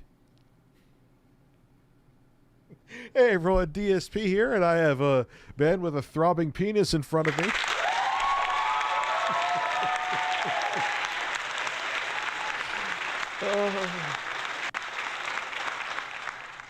And I'm going to suck his cock and describe the taste to you. Oh, I'm getting assault. All right, I gotta stop. Oh, God. Recording straight into the microphone. Okay, that's a little facetious. The Dead Space thing was honestly pretty funny. If you were to scroll through the comments on his condo tours from 2011, people were genuinely... My mouth is just overpowered with salt from this big veiny cock that's down my throat. happy for Phil. Many even living vicariously through him, wishing they had an entire condo to be their man cave full of gaming memorabilia. For every person annoyed by Phil, there were many more that enjoyed watching him. There was a moment in time in which it could be said the general audience wanted to like him, and there was a reason to be optimistic for the future of DarkSidePhil, but nobody could predict how fast this reputation would sour. Hate worthless human. Yeah, I even remember, dude, it happened so quick. If you worked on this part of the game, you're a worthless human. In the early 2010s, Google reformed its AdSense system, and now it rewarded viewer retention instead of sheer numbers of views. Essentially, the longer someone watches your video, the better. Just getting a click is not enough to make as much money as someone who gets people to stick around on their video for an hour. This was an issue for Phil since he had a penchant for splitting his videos up into dozens of little tidbits, rarely cracking 10 minutes, often being as short as 2. He also refused to improve the technical aspects of his content despite how much money he had already made out of it and how many of his actual legitimate fans were begging him. By 2011, PewDiePie was already soaring to insane heights of popularity with relatively good quality, a decent mic, and even a face cam, setting a new standard for gaming. Yeah, like compare not the game itself, but the image quality. Like, what were you thinking, Phil? Like, you had the carpet rolled out for you, and you still ended up managing to piss on the carpet, trip over the rug, and shit your pants. And get your shit all over the red carpet that was rolled out for you to give you smooth sailing into more success.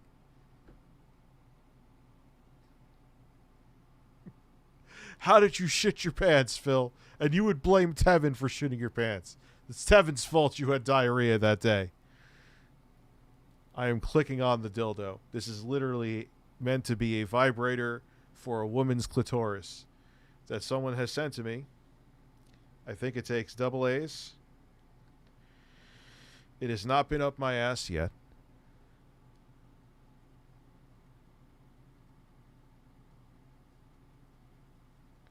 I can't screw the top back on. It's not made with great quality, so. All right, it's back in there. Content, while Phil was still languishing. No, if that was used, you would know. With his busted camera filming his I just scratched my beard afterwards.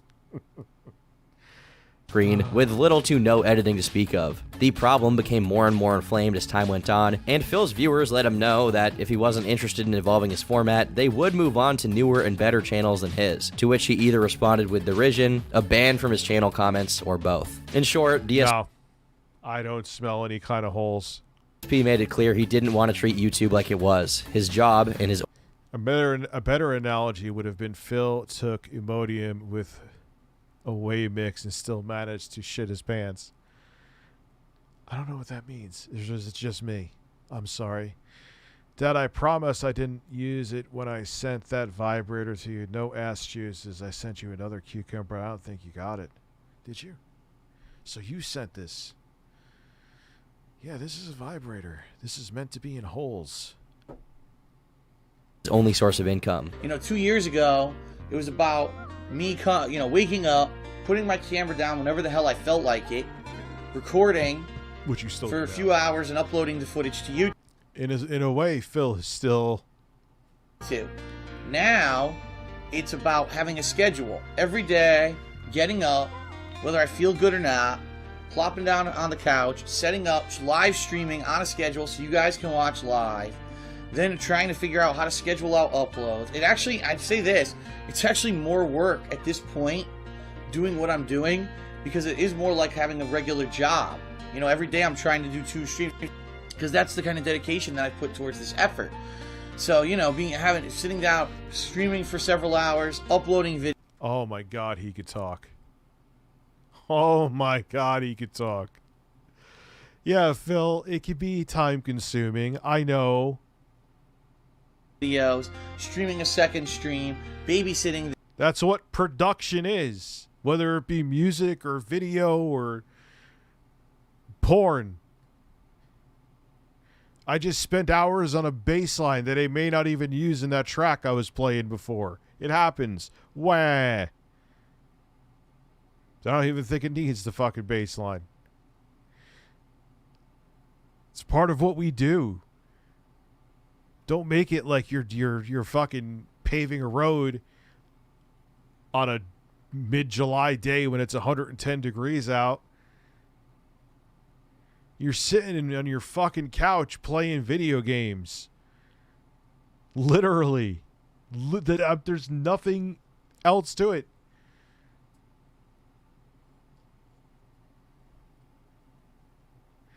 Rich, I started replaying Fallout 3. I'm addicted.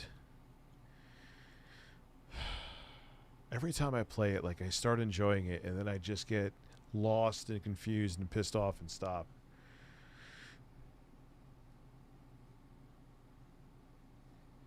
The video, setting them up for uploads, putting them into playlists, tweeting, keeping you... Oh my god. Oh, you poor thing. Everything you described there. But even like the uploads, Phil, like what do you have to do? Just sit there and stare at the screen while your fucking videos are uploading? What are you doing? You put in the metadata, it uploads.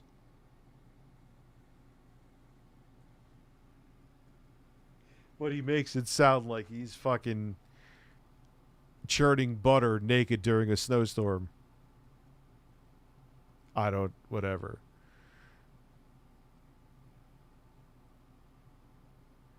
Is that from Sister Freed, Evil Nutrition? Yes, I do, Richard Brunel. It was a stupid decision, I will admit. They're reflective and they're OLED. I was doing it to make a video and the video didn't even do that well that I bought them for. I'm a fucking idiot. I don't even really like them. I like the C2 that I have in my bedroom. These, meh. I want my old shitty monitors back. They were better. These are, 43 inches maybe? I don't know. This bird is being really fucking weird though. It's creeping me out, so. You guys in the know. It's a lot of work versus what I used to do. Very rarely do you get this clear of an admission of laziness. He often bragged about how much money he made off of his channel, but clearly it wasn't enough for him to hire an editor, get a capture card, or basically anything that would improve the experience for the viewer. The viewer being the reason he gets any money in the first. No, I agree, Ragnarok. Yeah. I was just playing RoboCop on my gaming rig with the 4090 in it. It's a good game, too. It's a good visceral shooter. And beautiful colors on it. First place. And if that weren't enough, even in hindsight, he sees nothing. Yeah, I played it on the Amico. That's the definitive version. Wrong with his attitude, and actually blamed the negative responses he was getting on people being envious of how much money he was making. Due to his plummeting popularity, and concomitantly, his depleting AdSense revenue, Machinima sought to reevaluate his contract, renegotiating various areas of their partnership. Particularly, the amount Phil was paid for pumping out his content slop was under heavy scrutiny, since Machinima was receiving a lot less from advertisers. It seems that this renegotiation talk finally lit an ember under Phil's ass and got him to at least try and do different things than his usual stick. One of these things was a series called Project 7. Oh, I did for many years of my life, Richard Burnell. Slave Knight. I gotta play through Dark Souls 3. I want to play. I'd love to play through all the Dark Souls, but that's a lot of time. Which was purportedly made based on suggestions from Machinima and his fanbase. I know this era of YouTube, and particularly content adjacent to AVGN and Nostalgia Critic, which this definitely was, is typically cringy and corny, and that's part of the appeal, but I think this was cutting it. Nah, see, I don't. There was no appeal. This was just really bad. It was, no. A little bit close. That's right, and you'll never escape my clutches.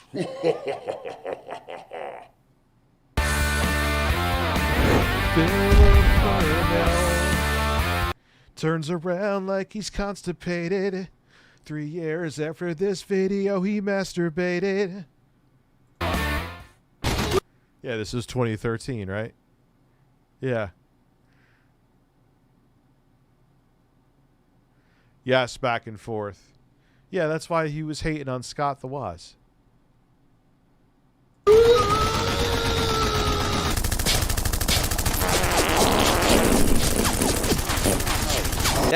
What the fuck is going on there? That makes me want to go back. Saw your vid on YouTube. Depends on what you want to do on YouTube. Yeah, getting it on camera is easy, but things like music and animation are not. Took forever to get 1K. Yeah, dude, it's... I wasn't trying to, like, pull the ladder up, because I never even climbed up the whole ladder. I think I said that today. But, yeah, it's fucking tough. And I don't... And I think there's a lot of parents that... There's nothing wrong with having a dream. Don't get it twisted. But I think there's a lot of parents that see dollar signs too. And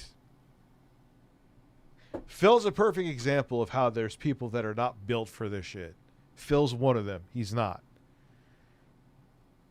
That's just me being a hater, though, because alongside with this panel at MagFest 2012, Project 7 was one of the very few instances of genuine positivity surrounding Phil's come-up. And for a very brief period, it was almost as if he wasn't completely phoning it in for the money. However, despite Project 7 looking good on Phil's resume, and giving his channel the appearance that he was indeed putting in an effort, the stories surrounding it behind the scenes were dismal. In an hour-and-a-half long video that eventually came out in 2015, only to be taken down by Phil due to it being a PR nightmare for him, his friends John Rambo and Howard, with whom he did Project 7, told the truth about how it was made. Mind you, this wasn't initiated by John and Howard, but by Phil himself, who, when asked about the rumors of the two no longer being friends with him, said that real men discussed their problems and suggested that the only feasible explanation for their falling out is that they were jealous of him, as Phil tends to do. All of the videos of Project 7, which heavily relied on editing and storyboarding, were produced by two childhood friends of Howard's, Andre and Paul, who ran the YouTube channel Respect the Pact. As a matter of fact, they were the ones who had the idea for Project 7, and only brought Phil in, presumably.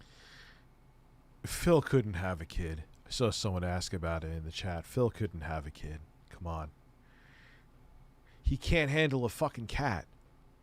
He can't handle himself. He admitted that, like, oh, cat can't wash. Cat's been sick, so she usually does the laundry. So you do the laundry, Phil. Like I was just saying, I hate that there's a community laundry here. I wish. I like knowing my shit's clean. I like knowing where it is.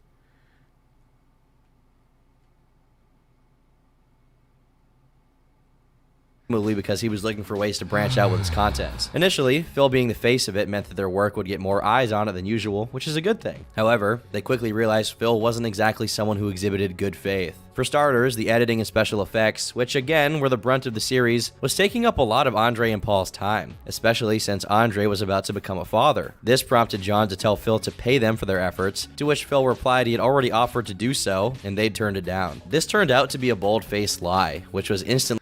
That means that man had sex.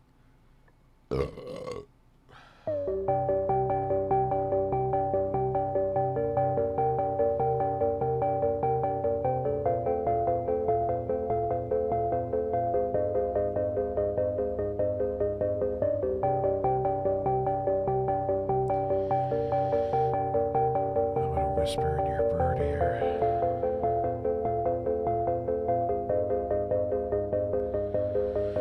I'm gonna whisper in your bird ear.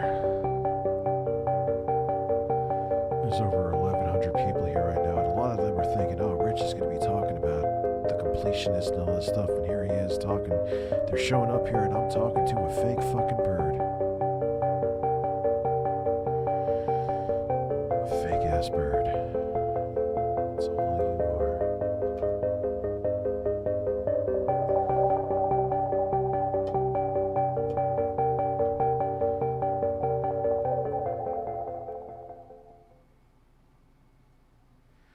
I've lost my mind. I've lost my fucking mind. Phil wouldn't be able to handle the kid getting more attention than him. Phil can't handle. Yeah, he got jealous. I think we're going to, because I saw up to this part, I think, where, like, because John Rambo, who I actually thought was if you could imagine, a worse actor than Phil, he got all the yucks, I guess, like, ha ha ha, he's so funny, which I don't really understand. I thought all the acting, minus some people they hired who were actually fairly decent, but the three of them sucked. Phil was bitching because John was getting the leg. I wrote all that, or we all wrote that together, so John shouldn't get all, you shouldn't say John's the funniest. I'm like, can you really, you narcissist? Yeah, I know. Thank you for all being here. What the fuck is wrong with you? You're crazy. I'm just a middle-aged man with a bird watching videos about another middle-aged man stoned while drinking mediocre tasting seltzer. You know what more normal middle-aged men do. That's me. Thank you, Natsu birds. Fuck birds. Revealed once John mentioned it to them. Apparently, Phil had whisper to the... Listen to me, you're gonna love my JVC. Has Dolby B. Can handle Type 4 metal cassettes. And it sounds smooth.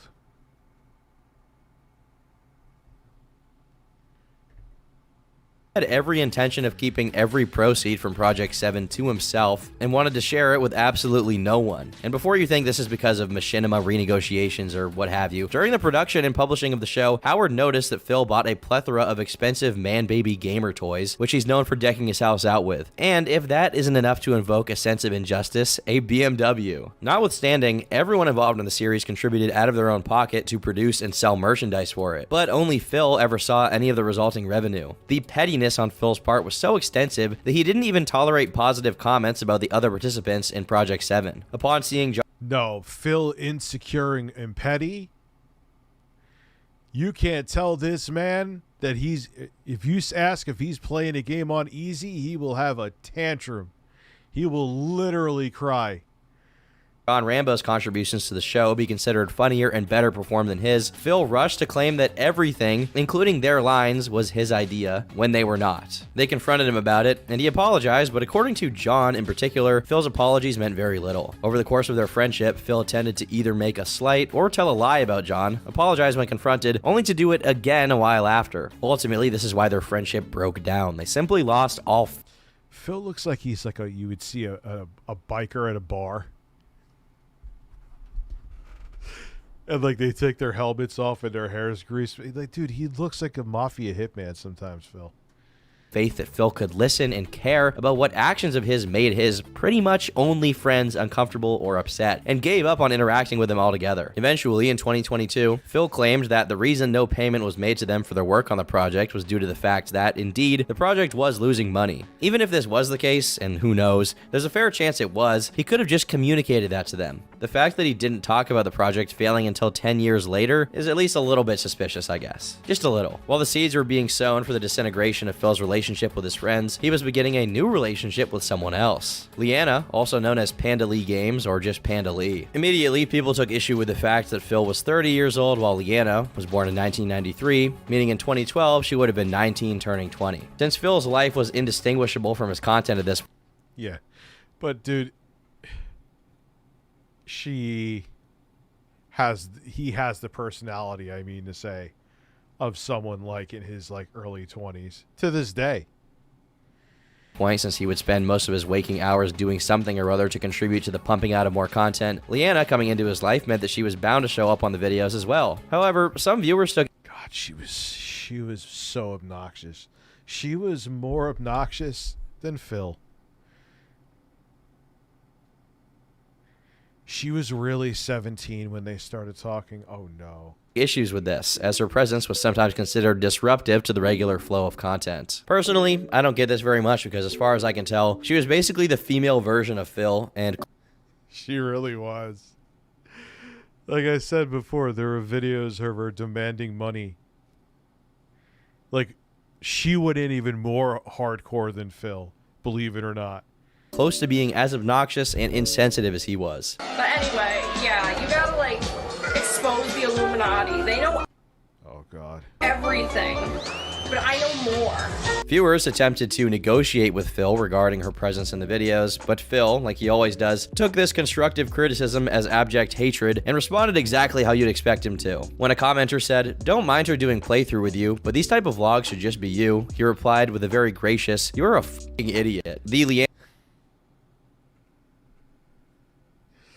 Leanna situation went on for a while, despite the consistent grumbling of some members of the audience. Until God, and so much damage he probably did to his channel over an X. Which is worse, Phil's fapping or Quantum's Elden Ring review? I would say everything that surrounded Quantum, because keep in mind, Quantum never even played the game. His ego is so fragile, and he's so worried about protecting his pride that look at what he did because of a review that he made about a game that he more than likely did not even play, just to have a contrarian video out there to get viewership. So I would say that the jerking off with Phil shouldn't really be a big deal if he fucking he denied it at first. He was scratching his leg. I think they say this, and maybe I did see more of this video than I realized. Till one day, it scabbed over during a stream in which Phil was playing Kingdom Hearts. Panda Lee began provoking the chat by making a series of remarks about the game's quality. "Kingdom Hearts is boring. All fanboys, please cry into jars so I can moisturize in your sadness and rage." Due to this somewhat inflammatory comment towards a beloved franchise, people fell to her goading and began arguing with her in chat. This is hardly a shock, since when people are watching Phil play a game, it tends to be because they like the game. This went on until the crushing majority of chat turned against her, not just because they liked Kingdom Hearts, but because she was actively drawing negative attention to herself for oh God, she's so obnoxious for no reason. All of it culminated in her appealing.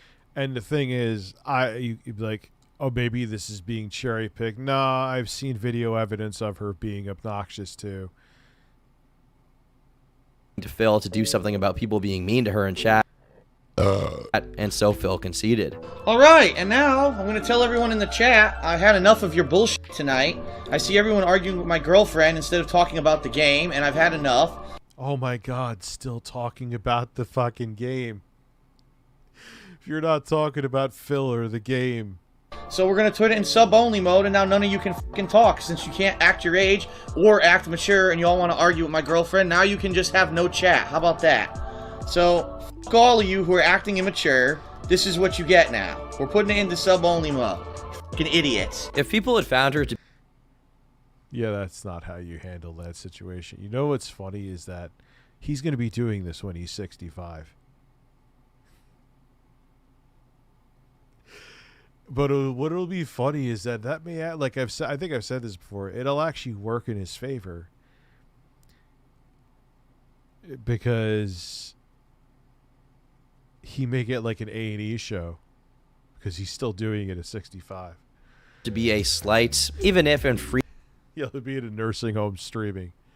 This nursing home is expensive. Frequent annoyance before. Now she had been seen as a bully and a coward who was prone to instigating conflicts with her boyfriend's audience, only to run back under... Thank you very much, Cornfield Pumpernickel. His umbrella of safety when people treated her how she treated others. She also took on Phil's tendencies regarding participating in flame wars in the comment sections, saying, "Listen, support my family, have my ex-girlfriend be 30 times more obnoxious with me and beg even more hardcore. Ruin your career, partially ruin your career due to like protecting your ex-girlfriend. Have your ex-girlfriend leave. Have your career be in shambles while you're paying 2 mortgages when you could have just stayed in your condo, which was only $130,000, which was more than enough for a guy who had a girlfriend and a cat.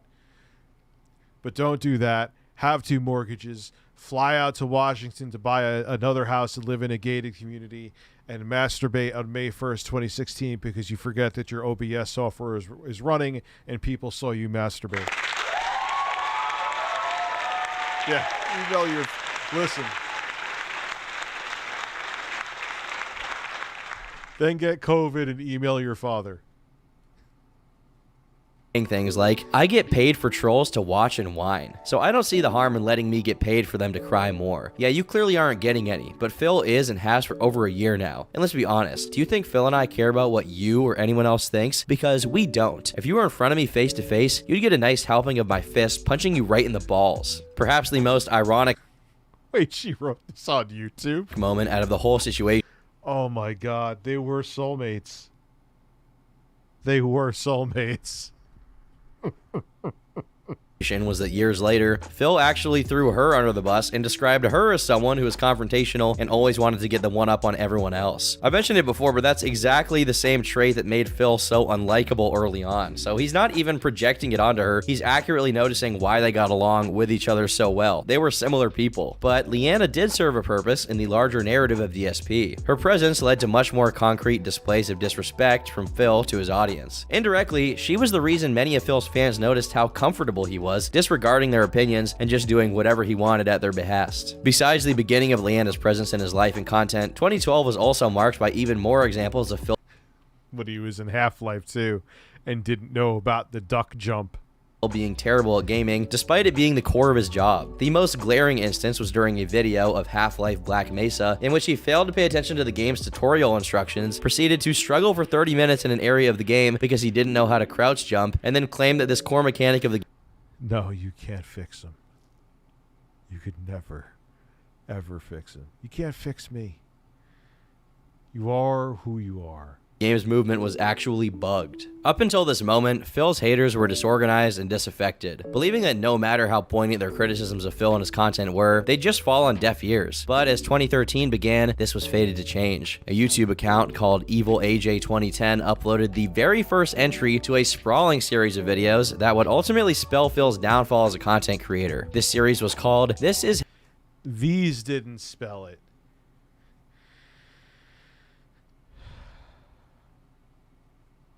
Hello? You have roast beef?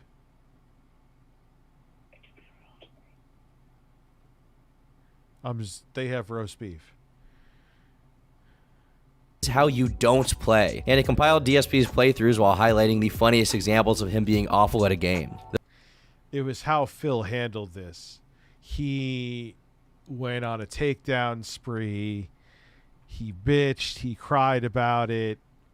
Instead of playing into it. Dude, I would have fucking wanted to hire Evil AJ if he did this shit. The first one contained clips of Phil playing Metal Gear, a stealth game. What is this, some sort of beef house? Like it was a regular action game and dying a lot in the process. Phil addressed this during one of his long-winded rant videos, and though he made an effort to claim that they were the dumb ones for bringing attention to DSP's playthroughs and indirectly making him money, it was clear that for whatever reason, being called bad at a game bugged him, even if just a little. At face value, it's just a... And it still does. That's why he gets so offended if you say he's playing a game on easy. Who fucking cares? Video highlighting how much he sucks at Metal Gear Solid. It's not that big of a deal, right? Like somebody could make a whole channel on how bad I am at video games. They could make billions. But for Phil, it was the straw that broke the camel's back. The dam was cracking, and many of Phil's detractors, as he came to notoriously call them, saw it as a sign that they could also speak about their grievances with DSP in general. Slowly, the spark created by this video turned into a wildfire, and to an extent it was more popular than Phil himself. Due to Phil's focus on quantity over quality, the views his videos got weren't really attached to him or his brand, nor on how good the videos were. Hence why they oscillated so much depending on what game he played or what the video's topic was. Meanwhile, the How You Don't Play video catered to a very specific audience, people who didn't like Phil, and there was definitely an audience for that. It seemed like Phil felt the shift to his public image happen in real time, prompting him to make 2 videos to address the negativity, though he acted as if people actually hated him just because he was bad at the games. The thing is, many people have marketed their gaming videos on them sucking at it and dying a lot, but DSP was the opposite. He had a history of branding himself as a I'm going to sound like XQC right now, but it looks like a comfortable couch. In the new Nicktoons Brawl game, they recast Grey Dazelle as Azula from Avatar because she wasn't Asian like the character. She was iconic. I don't know anything about that, John. So I can't even give a take on it. Pro player, and of blaming the game whenever he sucked. Part of his ego... That couch was definitely that looks like a lazy boy caption. Part of his persona was that he was good at games. Furthermore, he also had a history of putting other people down for not being good at games. Case in point, Tobuscus. Back in mid-2012, he made a video called Get Competitive. Oh, yeah. I remember this. Yeah, that's things. Phil really wants people to think that he was, like, extraordinary at games. Editors ads off my videos that supposedly was just him being upset that other channels were being advertised for in his videos. Putting aside the issue that he was still pocketing the money for these ads, in actuality, the video was a lot more malicious than Phil let on. For a significant portion of it, he did nothing but bash Tobuscus gratuitously. That being said, please understand, disclaimer, this video Amazing audio quality. was not intended to be a direct attack on anyone. A few moments later. Your videos suck, you're not funny, and you're not good at gaming. Watch your own f***ing videos. You're horrible. When it comes to gaming, he's not funny. He's not funny. For starters, this was a straight up stupid move, since if you were into one gaming YouTuber back then, likelihood is you were into a lot of the other ones. So all Phil was doing was angering the parts of his audience that he shared with Toby. But Phil also specifically and seriously attacked him for not being funny and sucking at games, both of which are DSP's whole brand, whether he knew it or not. He doesn't know that. He doesn't know it, and he still is insecure about his gaming skills to this day, which is very sad. Like, dude, you're 41. It's like you're never going to be. You even say it yourself, Phil. I don't know if you actually believe it though. Simpsons recast all their minority characters too, while the ones voiced by white yeah. Pendulum swings too far in each direction is the problem. Additionally, he suggested that Tobuscus, along with other gaming channels he chose not to name here, have found different ways to abuse the YouTube system to get big. This is coming from the man who purposely split his playthroughs into hundreds of different parts. Yeah, his gaming skills. Like, what can I do without being such an amazing gamer? Phil, you're a man. You're a man. So that his total view count would go up, and asked for people to click on his ads so that he made more money from a video. Anyone with a cursory knowledge of DSP recognized he was throwing giant rocks from a extremely thin glass house. Last but not least, he says other gaming YouTubers don't put as much effort into their gameplays as he does, despite the fact that as of May 2012, he was still refusing to buy a capture card to properly record his playthroughs. At that point, it's just anytime after 2010, I would say. God, I was capturing footage with a capture card back in 07. Granted, I wasn't really uploading to YouTube yet, but I remember I was living in the middle of the hood and I got a Dazzle capture card and a video distribution amplifier so it wouldn't affect the gain of, because this is back in analog days. And I remember recording from the 360 via, I think, as video.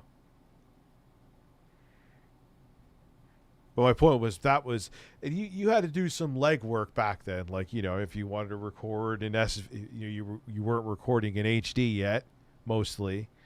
So you'd have to get an SD capture card, and then you have to get a way to split the signal. A lot of people would just get the Y cables back then, but that would make the picture look darker because you were just splitting the analog video signal, so you would lose signal. But my point is that there were people pre-2010, like me, Classic Game Room, that were already capturing footage. Here's fucking Herp Derp Phil in 2012. I'm still using a camera, and that's if you don't like it, you can go fuck yourself. It's like, dude, everyone's already moved on for years now. Years, bro.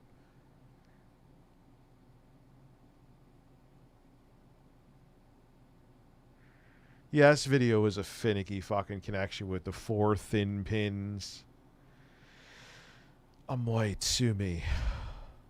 I'm a man with an ass, sue me. Yeah, and he just Phil's a stubborn.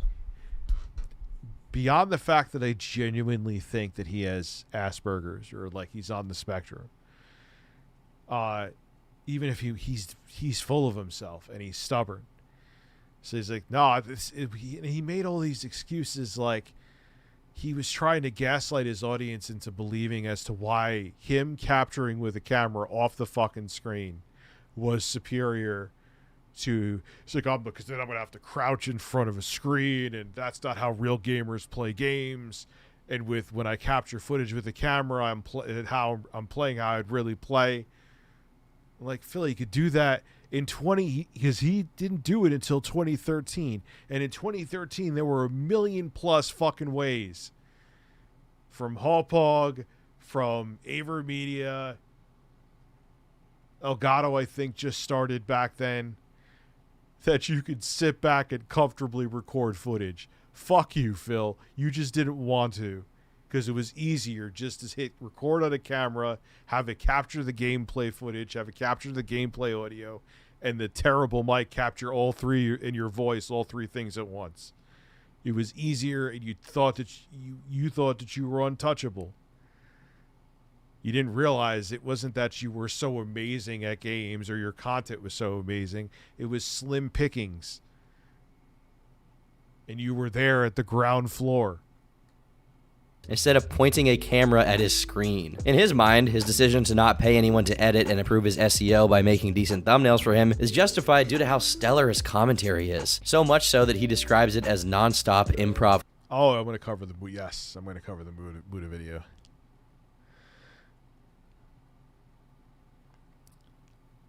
Comedy. Yes. I'm not going to sit here and act like popular early 2010s gaming content was all comedy gold, but Phil's brand of comedy definitely managed to be even more obnoxious. All in all, it was very clear that Phil was simply seething because there was someone being more professional than he was and making more money than he did because of it. Okay? And then they hired Toby Turner to be the guy backstage. He's acting like an asshole. He acts like he's a goofball. He's self-deprecating. Complete, utter flop. This entire commotion was particularly rich due to how many times Phil accused other people of disliking him out of jealousy, including the creator of the How You Don't Play series. The wave of hate towards DSP coalesced into a decentralized Oh god, no, not these idiots again. Group called Kojima World Order, whose intro can be seen in many of the Detractors videos at the time. Unfortunately, there was also a downside to Phil being faced with all of these criticisms. It gave him the opportunity to play the victim. Despite his decline in viewership having begun all the way back when YouTube's ad revenue system switched to retention, he swiftly shifted the blame to Evil AJ, and everyone who was on his side, if that could be said, as a side to be on. Finally, in early to mid 2013, DSP did the unthinkable and bought a capture card, presumably his way of caving to the negativity. Also known as listening to reasonable advice your own audience has been giving you for years as to what they want to see, or maybe just like what the industry standard is. However, yeah, dude, that alone could have doomed him. I mean, obviously, the personality of the creator is the most important, but still recording off of a. I know I'm repeating myself, but just let it sink in. Still, you are a full-time gaming YouTuber, and in 2013, after you're already making bank and you're a grown-ass man, you were still recording off a screen. Of course people moved on from you, Phil. You know the other reason why I bet you he took a while to go on to a capture card? He's such an incompetent idiot, he didn't want to think about it. He didn't want to figure anything out. Why do you think he's still using a Windows 8 computer?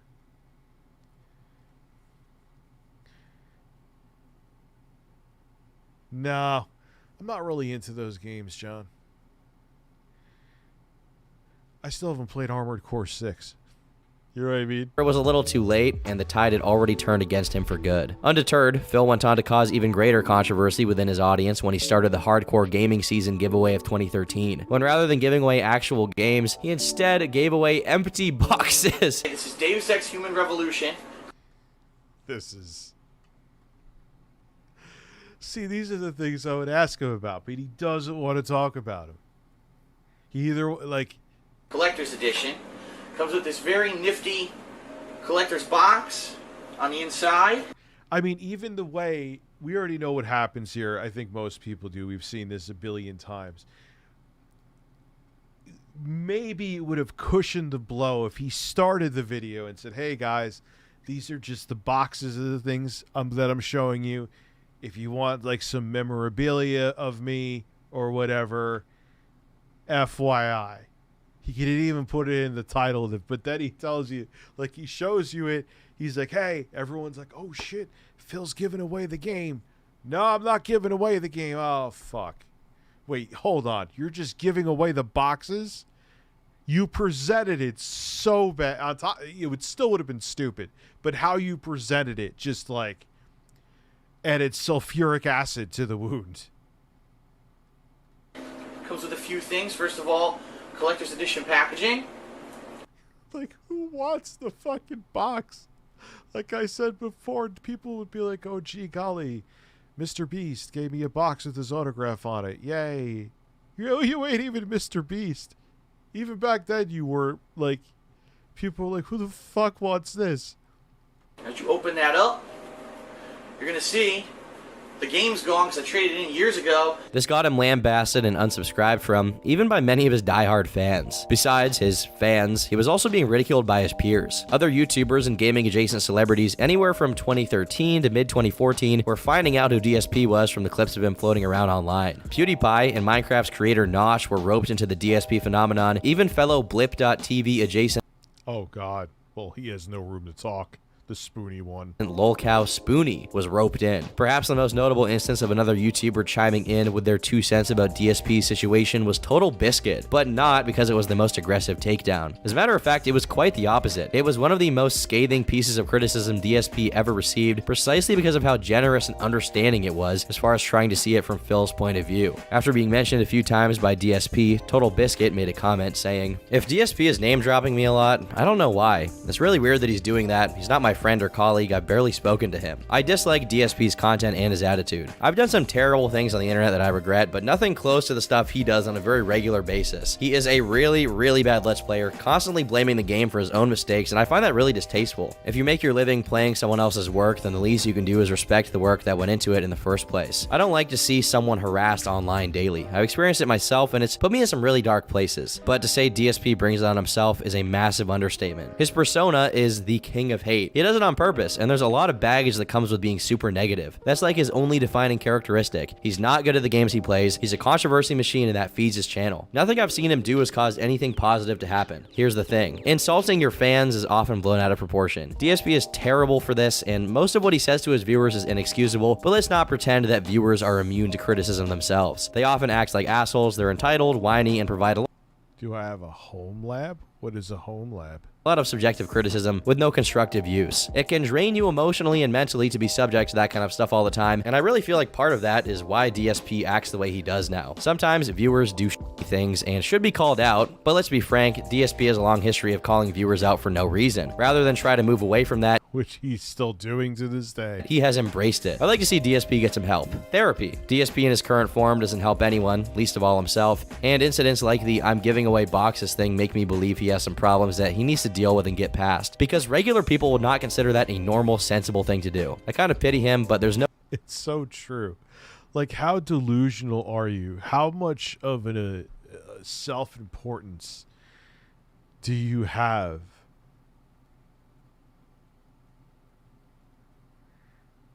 To think that people want your empty game boxes.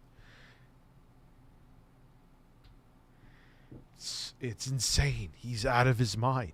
No smoke without fire, and DSP is a metaphorical arsonist obsessed with burning his house down. Kojima World Order is still hilarious. Phil, upon reading that comment, didn't take kindly to it. The entire comment is incredibly flawed. Oh yeah, it's definitely going to be a thing, but not for a couple more years from what I'm hearing. It's obvious he doesn't watch my content at all, and has only formed an idea of who I am and what I produce from the KWO montages. Because watching any playthrough for more than 5 minutes outside of Metal Gear Solid 2 and 3, you'd know that my content isn't constantly bashing games, game devs, and blaming the game exclusively. Yes, complaining about the games are part of what I do, but not nearly 100% of the content I put out. The fact he thinks that the king of hate means that I've embraced being negative about everything, and that's my hook, just proves he has no idea whatsoever what he's talking about. Total Biscuit thinks that his videos are some kind of godsend because he's informing people people about new games that you might not have heard of, and frequently he rips the sucky ones a new asshole. He thinks his content is better than mine because people don't buy bad games when they see his stuff. Only I've gotten thousands of messages over the years saying the exact same thing about my playthroughs and or reviews. Sure, yeah, Phil. Views. Just because he puts out one highly edited video and I play through an entire game from start to finish doesn't make him better than me. And honestly, one edited video versus playing through an entire game, which is really harder to do. See, one edited video. As a person who's put a video together myself, one edited video. Easily. Seeking therapy because I sometimes get upset over / baited by trolls. Yes, you definitely need therapy. You thought giving away boxes was a good idea. I know that's the 7th time I brought it up, but that's all you need to say.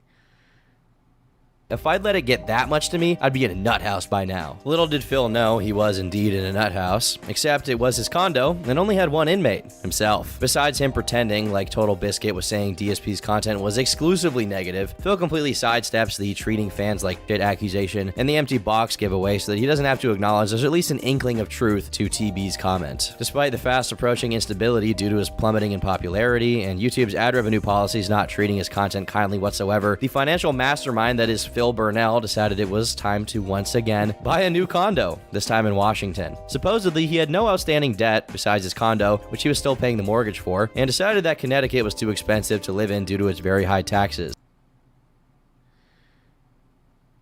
Yeah, and the fact that they're supporting the current Steam Deck means that they're setting the stage for when you buy a piece of our hardware, it will be viable for years to come, which I think is very smart. Do I think the Steam Deck is kind of limited, especially now? Yes. But I think it's a smart move what Valve is doing. This is not going up your ass. So much so that it was worth it getting a house in another state, despite his outright admission that he had no prospects of selling or renting the Connecticut condo. In early 2014, Phil and Leanna move in together. Phil made it clear from the get-go that he was going to need his audience's money. A lot of it. Again, the issue isn't necessarily that he's asking for support, it's that the reason he needs support in the first place is that he decided to do a very expensive move at the same time his channel was... Yeah. He could have stayed in his fucking comfy condo, no matter how, like, even with how his channel's doing now, he would have been fine. Dying. To make matters worse, he tried implying that his lack of money wasn't his fault, but that the slow months he was experiencing was due to the games being released at the time not being good. It even got to the point that he suggested he was going to upgrade his... Oh, wow. Sounds like 2023, Phil. Man, Phil, you've changed so much, except you haven't. His video's quality to 1080p. You know the situation is bad when DarkSidePhil is considering doing the bare minimum. But the trolls didn't fall for the pity party. If anything, his pivot to e-begging after his AdSense brute force strategy was no longer functional only earned him even more distaste, since instead of doing the smart thing by admitting this format was outdated and obsolete and changing it radically, he would rather beg for his fans to give him money directly. Before, Phil was just ignoring the requests of people who watched him. But now, he was setting himself up to inevitably ignore the requests of people directly putting money in his pocket. But tensions weren't rising exclusively on the YouTube front. Over at his fan forum, because yes, he has a fan forum, the users were beginning to become upset over DSP's tyrannical method of management. Without due justification or warnings, Phil tended to ban users and lock threads without any concern. One infamous quote to come out of this situation was Phil saying, "I can't break the rules, I am the rules." I believe he's Keemstar said, "Bring him on." Sure.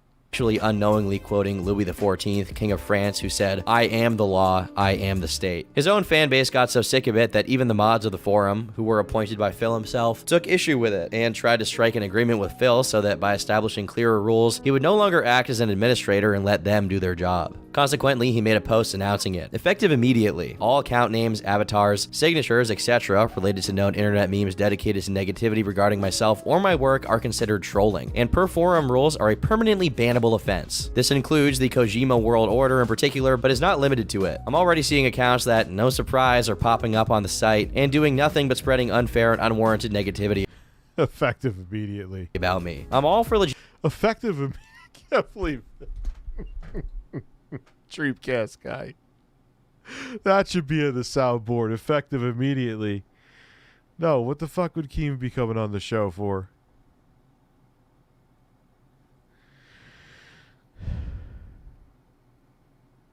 How much to watch my Keemstar? I don't know. I don't know how much longer I'm streaming, man. My stamina is kind of low today. I can't tell if I'm getting sick or not. I might be getting sick. So we'll see. I may be ending the stream relatively soon. Maybe depending how I feel tomorrow. Stream longer tomorrow.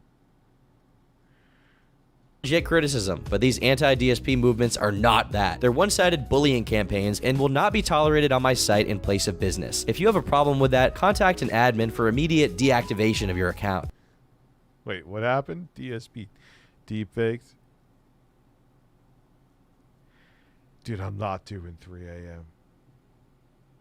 I can't do it. There's no fucking way. Thanks all for understanding and moving forward positively. Despite this agreement, Phil proceeded to not uphold his end of the bargain by permabanning a user for what he deemed... You would be paying for me to lay on the floor. Effective immediately. Was unwarranted and unproven slander. The mods of the forum, along with many of the Twitch mods... Some fucking weird people didn't. Ice Poseidon literally did that, didn't he? He got like $5,000 so people could watch him sleep. I don't know. I'm old. I don't get it. Mods resigned en masse, saying, "For those who read the settled agreement, this was not allowed. It was in direct violation of our agreement. We tried our best to stay, and unfortunately, we failed in that regard. All the best, the departing staff." Noticing that even his own mods had left him, or in his eyes, betrayed him, a la Julius Caesar, Phil decided to respond on the forums. Mods did not uphold their end of the bargain first, which is why we've come 2,000 to watch me poop. Jesus Christ. To this. I refuse to pay thousands of dollars for a website where I get personally attacked with slander on a daily basis by the same people. Getting slaps on the wrist, such as warning points, haven't done anything to change the fact that the forums are a shooting gallery for my head. And if yeah, I'm feeling drained, lack of sleep, feeling blah, maybe catching something. So, and plus I gotta find out what the fuck happened with Gerard, like now, because it seems like the rabbit hole with that is as deep as Google Fish's asshole. So, I'm going to have to figure that one out. Sounds like it's a crazy fucking story. Yeah, it is deep, I know. So I got to figure out what, because I have to talk about it tomorrow, and I have to figure out what's going on.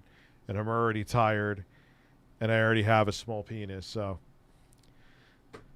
life is great. Anyway. Did I get everybody here? GPU, Valve. Yes, I sent you a tweet the other day. But sure, I thought it would be perfect. It says, I just really like cucumbers. Okay. All right, I'll check out your message. Have a good night, guys.